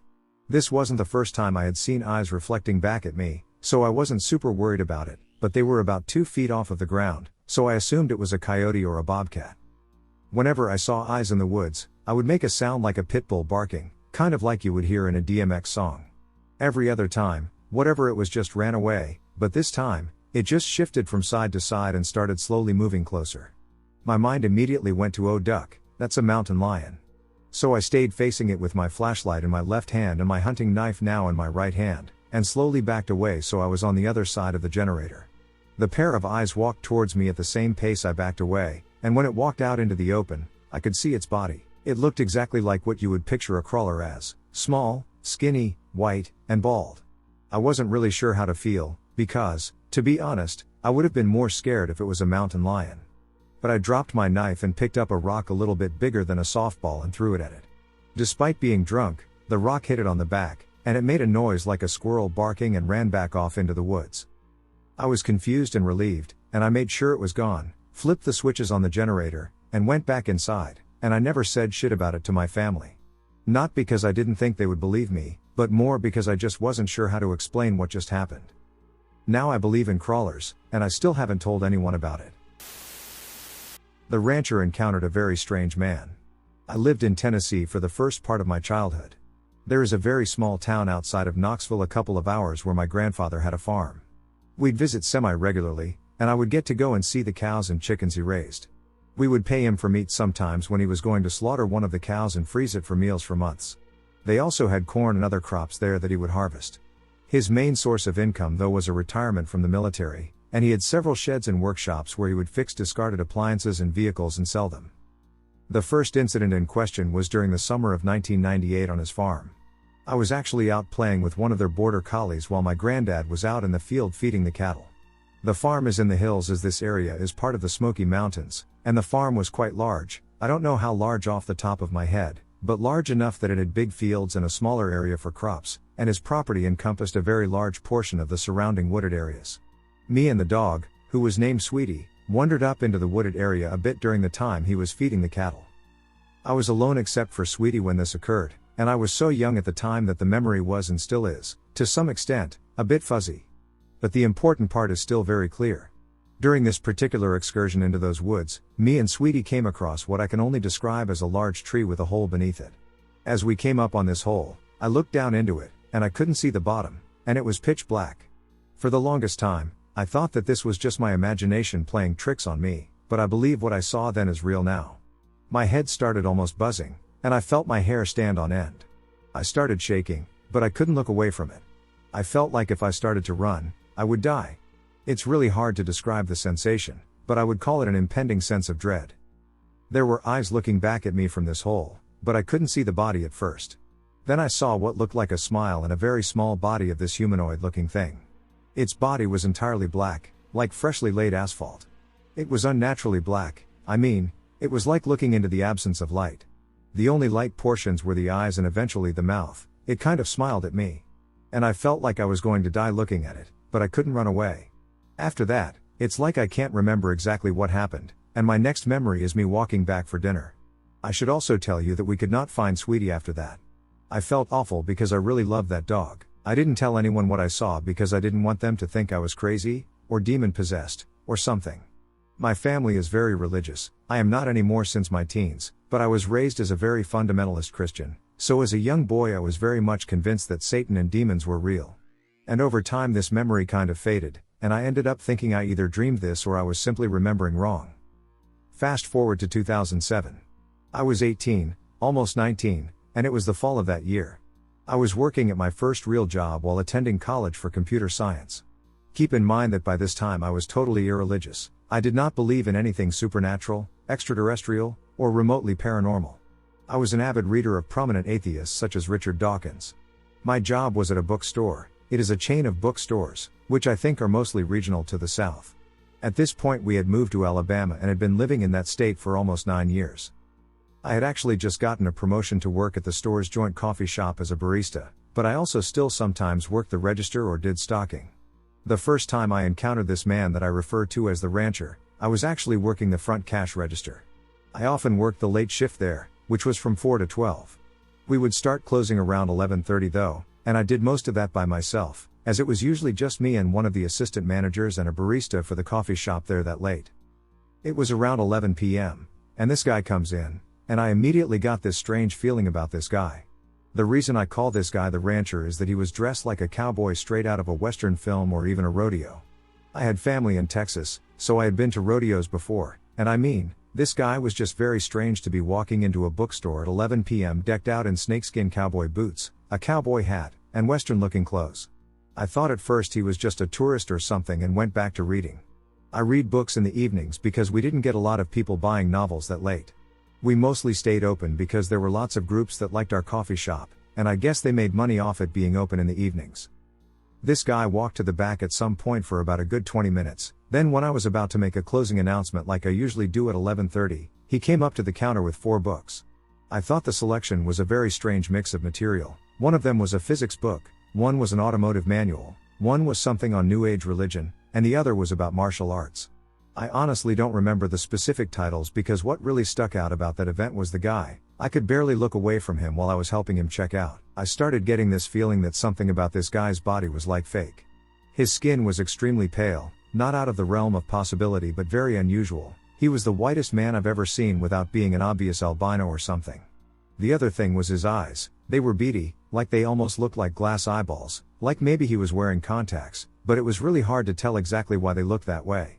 He smiled at me as well the entire time, and it was more than just a friendly grin, it almost felt like a sexual flirtation or something. At the end, when I had finished ringing him up and bagging his books, I realized he hadn't said anything to me, and I had been making my usual niceties I like to think of as customer service. But at the end, he stopped for a minute and stared at me before leaving and asked, "What did you say your name was?" I thought this was really bizarre at the time, because number one I had a name tag on, and number two I had never told him my name during the conversation at all. But for some reason he acted like I did, and he had just forgotten. I told him my name, and he said, "Oh, what a nice name that is, I'll have to ask for you if I return here." At this point, I just thought this guy was hitting on me or something. He was really creepy, and I just wanted him to leave as soon as possible. Thankfully, he did leave. Unfortunately, I would see him one more time, about 3 weeks later. It was late again, a little after 10 p.m., and this time I was actually working in the coffee shop. I was making coffee drinks for a group of students that came in to do a study group or club or something there pretty often, and when I turned around to start giving them their order, I realized the rancher guy was back there behind them. He was in the same cowboy-like attire, and he was standing very still and just looking up in my direction with that same weird smile. It almost seemed forced.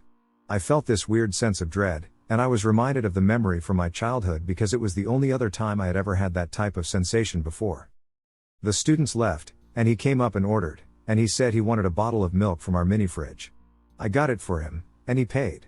I watched as he stood there, opened it, and started drinking it. Then he paused and said, "It's good, but I'm missing something." He drank half the bottle, and I watched him go over to our cafe area where we had creamer sitting out for people's coffee. He proceeded to pour creamer into the bottle until it was nearly full again, then resumed drinking, and he drank the entire thing in one continuous gulp without breathing. He left to go into the store where the book racks are. I was hoping he had left by the time I took my evening break not long after, and I made myself a drink and went to sit at one of the tables on our adjoining patio area. This was at 11 p.m., because I always took my evening break then when I worked in the coffee shop. I was sitting there reading my book and trying to enjoy my drink after that unnerving experience, and then I heard our patio door open, and it was the rancher guy again. I realized I was cornered, and he sat down at my table directly across from me. He sat motionless but had that weird smile still, and he took off his hat and put it on the table. That is when I realized this guy was also bald, and his scalp looked very strange, like it had never had hair at all. It almost looked like rubber. It was very odd. I asked if I could help him find something, thinking maybe he was just being creepy and trying to hit on me again or something. He said my name rather calmly, and then the conversation got very strange and specific. He said, "I am actually here because you are one of my assigned individuals. I don't really know why you're on my list for this area, but you are. And I like you, so I'm going to be honest with you. I am not entirely human." He paused at this point. And I had that feeling of dread again, even more than before, and I was like crawling out of my skin at this point. I actually panicked and got up, and as I did, he said my address, and I froze and realized this guy knew where I lived and who I was or something. He said, "Sit down, you're making this difficult." Then he told me, "I'm not going to hurt you, that's not my job. My job is to simply keep track of individuals I've been tasked with, that is all. And I need to ask you a few questions to make sure there are not going to be any problems." He started smiling again, and it was like a forced smile. It looked fake, and he looked so strange, but I sat down because this guy had threatened me at my home, and I didn't know what else to do other than see what he wanted with me and maybe get more info on the guy so I could call the police after he left. He said, "I'm actually from a certain organization that manages many things here on this planet, and I am what you would call a liaison between your kind and them. I am partially them, but mostly one of you, and so I am tasked with direct, prolonged communications with your type." He proceeded to ask me some questions about whether or not I had ever seen anything out of the ordinary and who I might have told about it. Obviously he meant someone other than him, because I remarked he's freaking me out and asked if this was some kind of prank. I finally told him about my memory from when I was a kid and told him that I hadn't told anyone about it at all. He remarked that would likely be the reason I was on his list. He also asked me a few other questions seemingly unrelated. He asked me what I was studying in school and where I thought I might work after I graduated. He seemed interested if I was considering military contractor work and also asked about some of my family members' military service. In between each question, he paused for like a good 20 or 30 seconds. I asked him what he was doing after the third time this happened, and he said he was scanning my possible timelines for confirmation. He told me his kind could actually see different spectrums than us and that he was having this conversation with multiple versions of myself. He was making sure none of them were going to become problematic for him because he hated having to return. After several questions, he gave that smile and said all done. He got up and said, people weren't likely to believe me, but that I should not talk about the small black creatures I encountered, or I could meet with someone else from his organization with a different designation, and it may not end as nicely for me. After this, I didn't see the rancher guy again, and I tried to forget the event as best I could. I actually went to therapy for this, though I didn't give the therapist specific details about this encounter. She helped me greatly, and I was able to finish school. I work as a software engineer now, and I've not had any strange occurrences for 12 years. This year I adopted a dachshund puppy. He's very sweet. He's about 7 months old now, and we like to play outside in the afternoons. A couple of days ago, I was on my porch relaxing when I heard him growling. I have never heard him growl before at anything. He's barked before but never growled. I rushed over to see what was wrong because I thought maybe he found a wild animal or something. He was growling at the gap beneath my wooden deck. I looked under there, moving him to the side, and I saw a small, dark figure and eyes. I grabbed my pup and ran back up the stairs and inside and locked all of the doors. I am very upset and anxious over this and have been losing a lot of sleep. I had an exterminator come out, and he said he couldn't find anything even after I begged him to look the whole area over twice and told him I thought maybe mice or something were under my deck. He found nothing. That is why I am posting this story anonymously but also in a public forum so there is a record.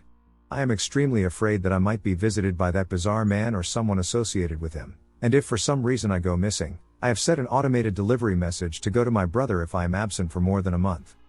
Godspeed. I hope none of you have ever encountered this guy or any of his people. I shared this on an online forum, and someone replied to it. Here's the response. Cowboy dude probably works recon for an organization that keeps evil and other paranormal/cryptids out of human society for the most part. A tree/deck creature is either the same one that left its mark and tracked you down, or else it's a different one who got a whiff of the mark and decided to check you out. Either way, do not fear or live in fear. It will zap your strength and make it easier for these duckers to get to you. Last night, me and 2 of my friends went to a cemetery that was next to our campus. We are college students. We thought it would be fun to go around and look at all the graves and find the oldest one there. This cemetery is off of a main road that runs through the campus, but it goes back very far, so much so that if you were on the other side of the cemetery, you would not be able to see the road or the lights coming from the street. So we were pretty far back when this happened. The only light was coming from our phone flashlights, the moon, and the little solar light things that people put on graves, you know. And there are a few main paths that run throughout the cemetery separating sides and allowing for a walking path. So my friends were on one side, and I walked across the path to see what was on the other side. I was almost across the path when I heard a rustling sound coming from my right, around the 2 o'clock direction from me if you were standing where I was, and I looked and saw this smaller white thing kind of curled up next to the trunk of this tree. My first thought was, oh, it's a rabbit, and I looked away, but as soon as I looked away, I realized that it didn't have fur, a tail, or any ears I could see. It looked almost sleek. I looked back at it, and it moved. Now it was standing on all fours with its back arched, kind of like how a cat arches its back. Its legs, I guess you could call them, looked almost like human forearms. That's the best way I can describe it. Like when you put your arms completely straight and your elbow isn't really visible and it's just thin and long. I couldn't see its head. All I could make out was this thin, pale, pasty-looking thing that was completely still. Once I closed what I was looking at, I immediately felt a wave of heat come over me. Like getting the chills or goosebumps, but instead of cold, I felt so insanely hot. Not sweating, but like even my insides felt warm. My brain immediately told me to turn and run back, so that's what I did. I ran back across the path and a 10-ish yards maybe back to my friends. They asked me what was wrong, and all I could say was that I saw something.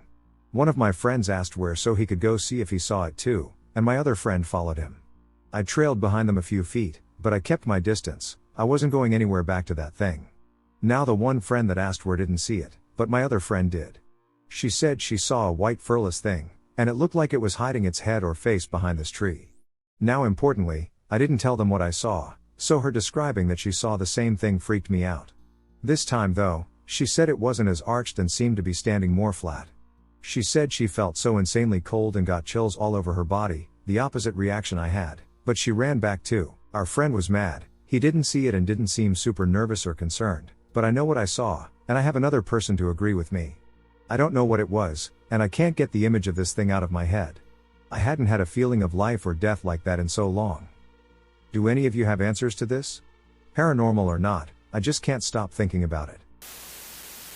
I don't know what we discovered. I know it's something dangerous, and I know that the urban legends we were told might carry an ounce or two of truth now. That's about all I can tell you.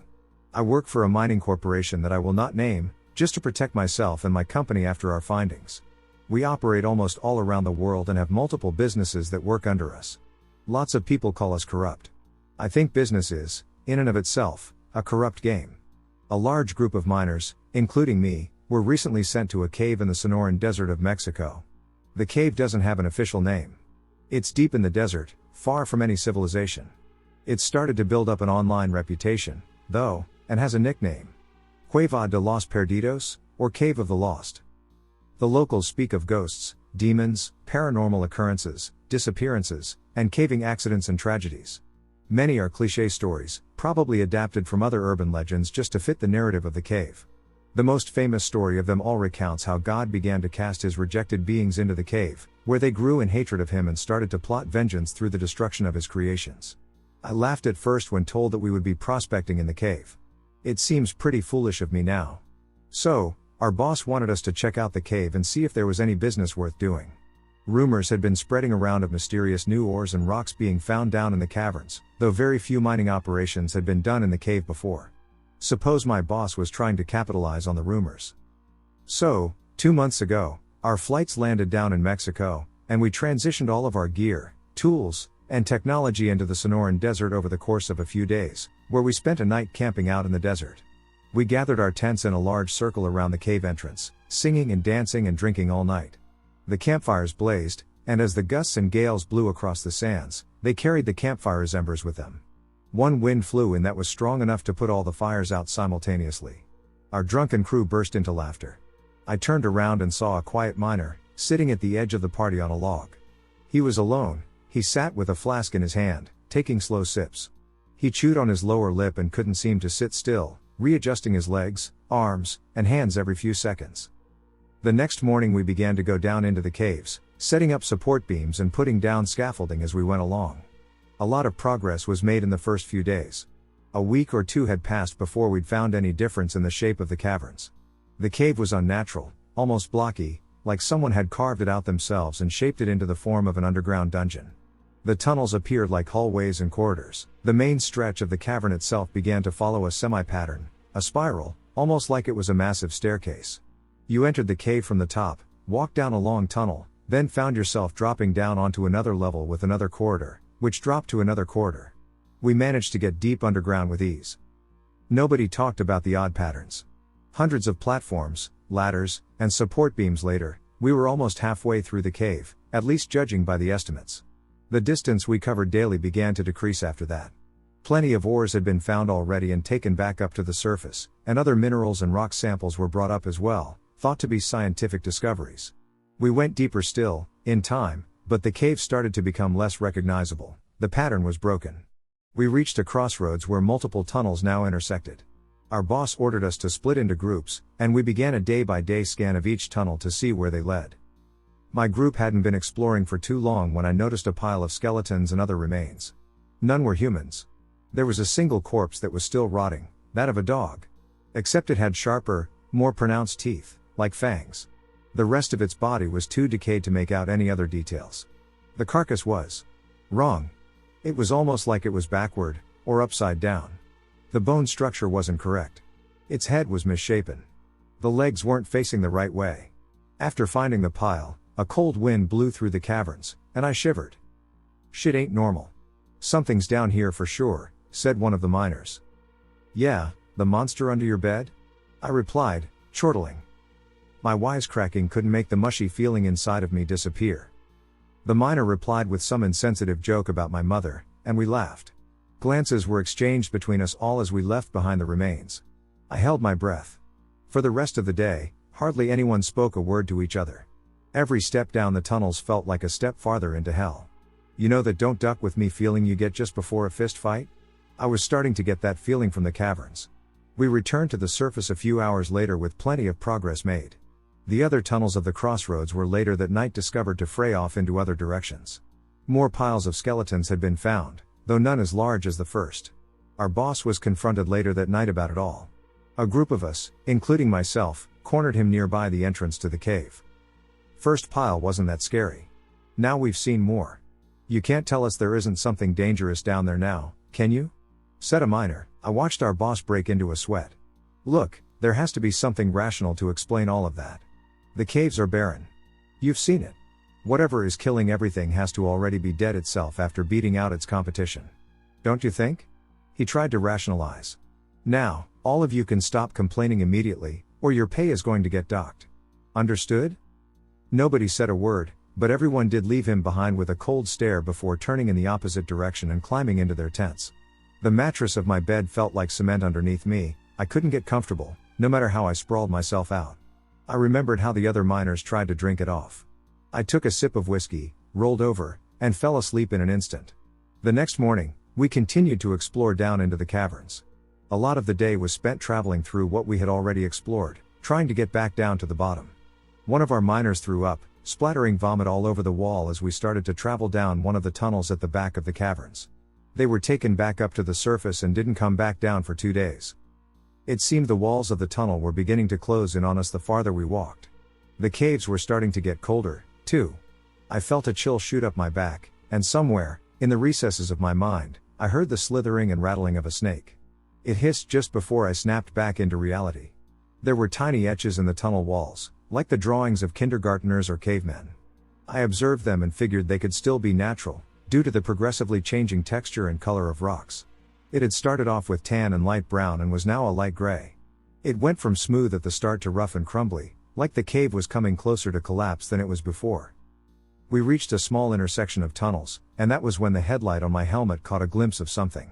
Scattered papers all over the floor, and the decayed chunks of what used to be a desk. There were wooden support beams holding up the cavern. Rot riddled them. One was cracked in half, with the upper part broken on the rocky ground. I stepped over a pile of pebbles and picked up one of the papers, looking it over. The handwriting was neat and in cursive, though I could hardly read the thin scratch on the paper. I gathered up all of the sheets and bundled them into my bag, and then I looked around to see the other miners staring at me. One swallowed hard. Another, wide-eyed, stared down one of the intersecting tunnels, the one farthest to the right. "Let's go this way," he said. I made a mental map of where we were, in case our group ended up getting lost. I thought about the papers again, thinking to read through them later. We started down the tunnel and found it led straight to a dead end. The wall was covered in tiny scratches, almost invisible on the surface of the rock. The sweat on my body seemed to become thicker. We all turned around, and by the time we had explored the next tunnel over, we needed to head back up to the surface. I shot one last glance behind me as we found ourselves at the original intersection, the one at the bottom of the cave. All I saw down the tunnels was endless, silent darkness. We made the same, tiring climb to the surface again, yet it felt longer than it had before. One of us almost passed out from the heat. We had to hold them steady for a while before proceeding upwards. We made it back out as the sun was setting over the Sonoran Desert. The skies were pumpkin orange and filled with dry, secretive malice.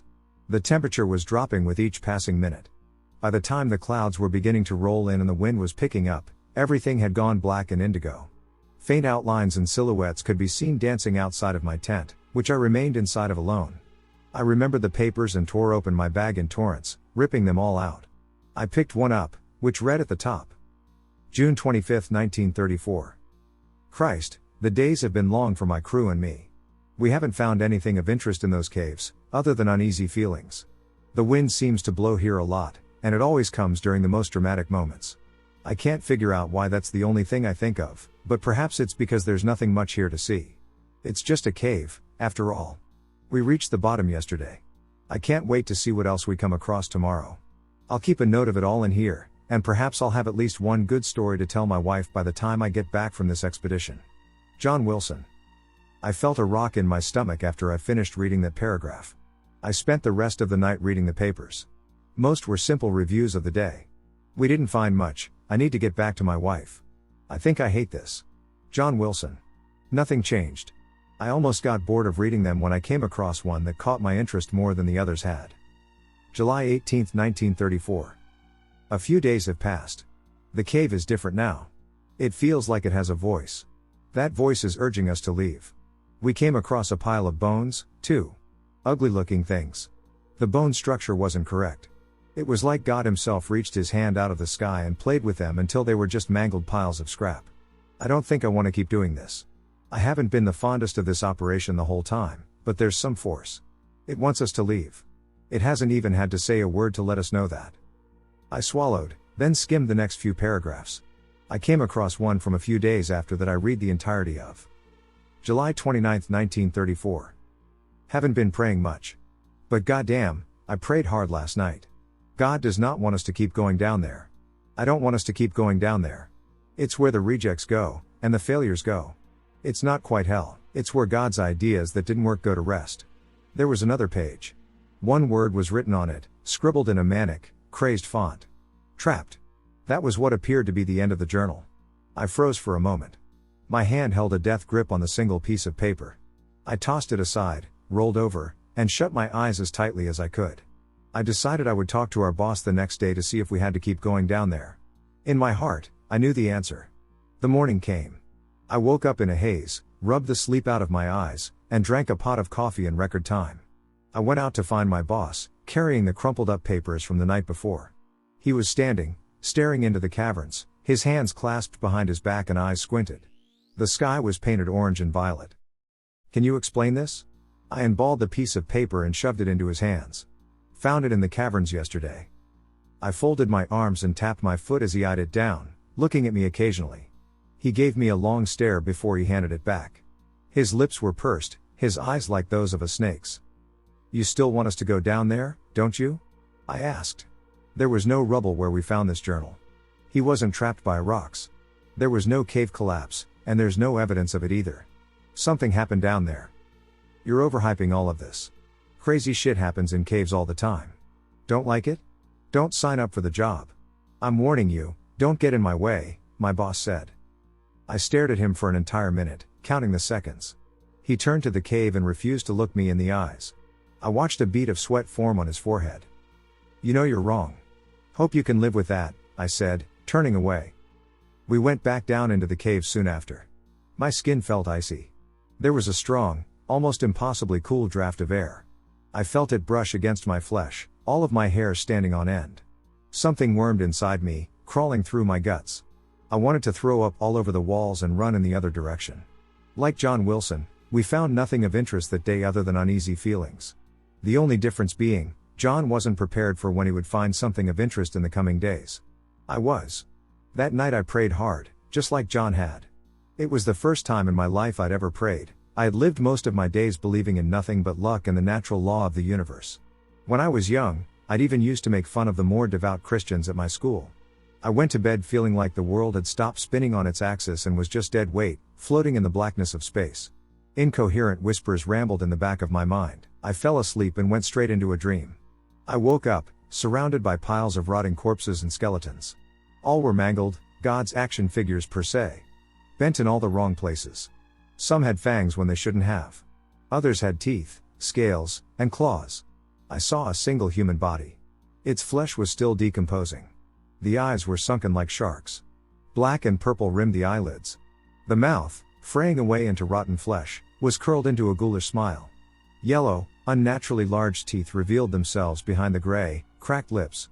There were strange symbols appearing in front of me, like eye floaters. I tried to read them and couldn't. I jolted awake, almost grabbing the Bowie knife that sat near my bed. I could tell through the fabric of my tent that the sun wasn't rising yet. We all ate, gathered our tools, and made the trek into the caverns once more. The walk down was long. Somebody vomited again. Their puke splattered the walls and dripped down. It briefly took the shape of one of the symbols I had seen the night before, almost something like a triangle. I felt thick, acidic vomit rising up my throat like a gushing volcano, and I spat it out in a stream, wiping my mouth. Everyone stared at the small splotch of reddish orange on the ground, then glanced back at me. I swallowed hard and didn't say a word. It took us longer than it should have to reach the bottom. We walked past the pile of skeletons once more, and I felt a shiver run through me as I remembered the human from the dream the night before. Its shark-like, hungry eyes, the devilish smile. It wasn't a clever thing. It was animalistic. It didn't believe in anything other than the hunt, and it told me all of that with a simple show of its face. I wondered if I'd encounter the same body down in the mines.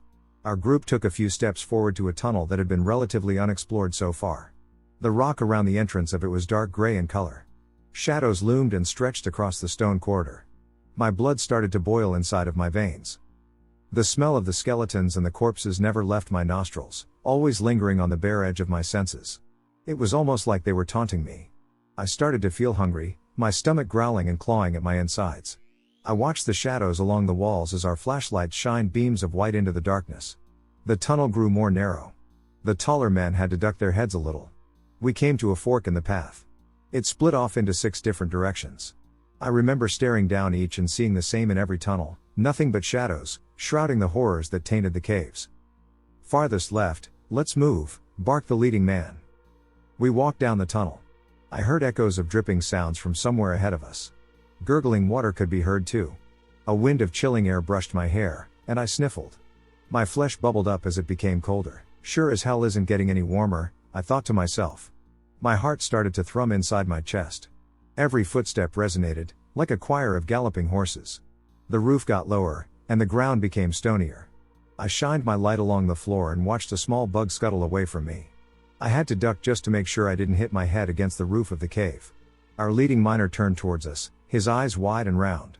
They sparkled like glittering diamonds, glazed with suppressed thoughts and feelings. We're going to split into 2 groups to get more done today. I want to see 2 whole tunnels explored, at least if we can get to the end of each. He separated some of the tail end of our group off and kept the rest, including me, in the tunnel that we were already in. The march continued on, uneventfully so. The cave ceiling raised up a little. Soreness expanded through my neck and spine as I straightened my back out. I cracked the stiff joints in my neck, feeling each individual pop. The cave started becoming darker. The color of the rock was a darker shade of gray now, almost black. A few of the miners whispered to each other. My mind felt blank, going off of simple commands. Take a step, take a step. We passed a couple of rotting, fallen support beams.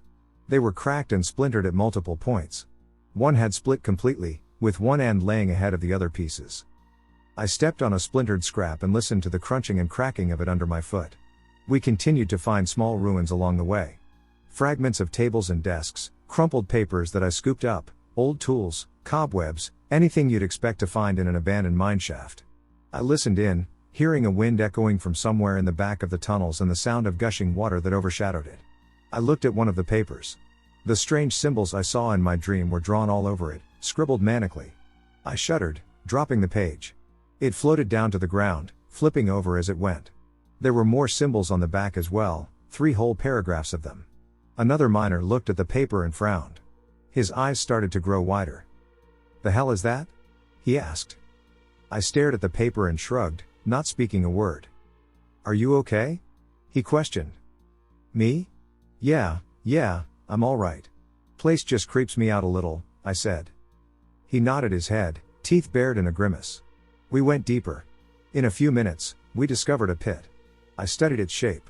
There were corners, and along the edges, there were walkways. The sound of the water grew deeper here, like it surrounded me. I coughed, feeling like I was drowning. A puddle of vomit shot from my nostrils and mouth and landed somewhere below, in the darkness. The sourly bitter taste of puke hung at the back of my throat, my nostrils sizzled. Scanning the area, I saw nothing but the pit. I shined my headlight along the edge, watching bugs scurry towards us like they were running from something. One began to crawl up my leg, so I shooed it off. The same one came back just a moment later. That was when I heard a deafening, blood-curdling scream.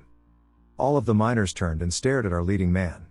His own eyes were slick and oily, and his mouth was twisted into a scowl. Tingles shot through me. My knees became weak, like they were going to give out. There was a loud roar, like that of a lion, and other beastly sounds. A few more screams from other miners broke the silence. All of us stood. A few started to run away, but most of us stayed in place. I felt sweat in my palms and in my armpits. The cave fell silent after that, other than the sound of the gushing water. "We're going back up. Now. Just stay calm. They could have just been caught in a collapse," said our leading man. "Caught in a collapse? Can you explain all that noise then?" asked somebody from the group. "Sure as hell can't, but I'd like to keep my sanity. Let's get going." We scrambled out of the tunnel. Most speed walked. A couple sprints. The rest, like me, took up a slow jog. I heard the soft padding of feet behind us, claws raking against the stone ground. There was a low growling from somewhere. That's when everybody began to sprint. Tools were discarded, and backpacks were left behind. I fought the urge to look behind me. There was a loud hissing, almost like a hybrid between a bee and a rattlesnake. I heard a monkey-like shriek. We approached the end of the tunnel, and all squeezed between the tight spaces. I got stuck in the very back and had to listen to the charging creatures the whole way along. One of them whispered to me, laughing in between their words. Their voice was shaky and hypnotic, carrying a weird rhythm. We emerged from the other side. I shot one last glance around and caught a glimpse of a bright, wispy eye. It glowed red. We charged to the nearest ladders and climbed out. A few miners screamed now. I helped one of them climb up as vomit dribbled from their mouth and down their shirt. The light of the surface was slowly starting to draw closer. I felt a winding sigh escape from me. All of us rested for a moment on a rocky ledge, drinking from our water bottles and drawing in deep breaths. The coppery, metallic scent of blood started to waft up from somewhere in the bottom of the cave. Every one of us began to retch and vomit, bile coating the cavern walls. "What the hell is going on?" someone said, nearly choking on their own puke. We finished, wiped our mouths, and continued our journey back up to the surface. All of my muscles tensed up every time I reached for another rung of the ladder. We walked along one of the wider stretches of the cave, then found another set of ladders and went up. We were nearing the surface when we encountered another group of miners who were ahead of us. "Hey," said our leading man. They turned around. They were drenched in sweat, panting heavily. "What happened?" "Davis went missing. Heard all the screams and got out of there." We came out of the caverns like a battalion of marching soldiers. Every single miner in the camp surrounded the boss's tent. One of the leading miners shouted insults at him for 5 minutes until he came out, his face not unlike that of a criminal who's been caught red-handed. "Look, it could have just been a cave-in or something, you never know. Relax. We can't find their bodies if it collapses. Too dangerous," said the boss. "Now will all of you back off?" "What, are you going to send us back down there and tell us to rub some dirt on it, General Eisenhower? Are we your fighting boys now, going to get the krauts at Bastonia?" someone taunted. He looked down and away and then gulped. The rest of the day, the entire camp was filled with whispers about the boss. "He's not going to do shit about it, is he?" someone asked me. I took a long sip from a flask. "We'll see about that." Our boss was found hanging in his tent the next morning. The entire camp packed up and left for home. I haven't gone to work or been sent any news about new expeditions since I returned home. I've been having visions at night. Even though I forget them when I wake up, I know I've been having them because I see glimpses of them every day. Just short glimpses. But I never remember fully what they're about. I see the symbols sometimes, too. I can read them. I can understand the whispers better now. They're more coherent. I don't know everything that goes on down there, but I do at the same time. Like a car. You don't see the engine start, but you hear it, and you know it's running. I'll try to keep it short. Sometimes God fails when he makes things. Sometimes he needs a place to put them. And sometimes, God doesn't want everybody to see that he has failed.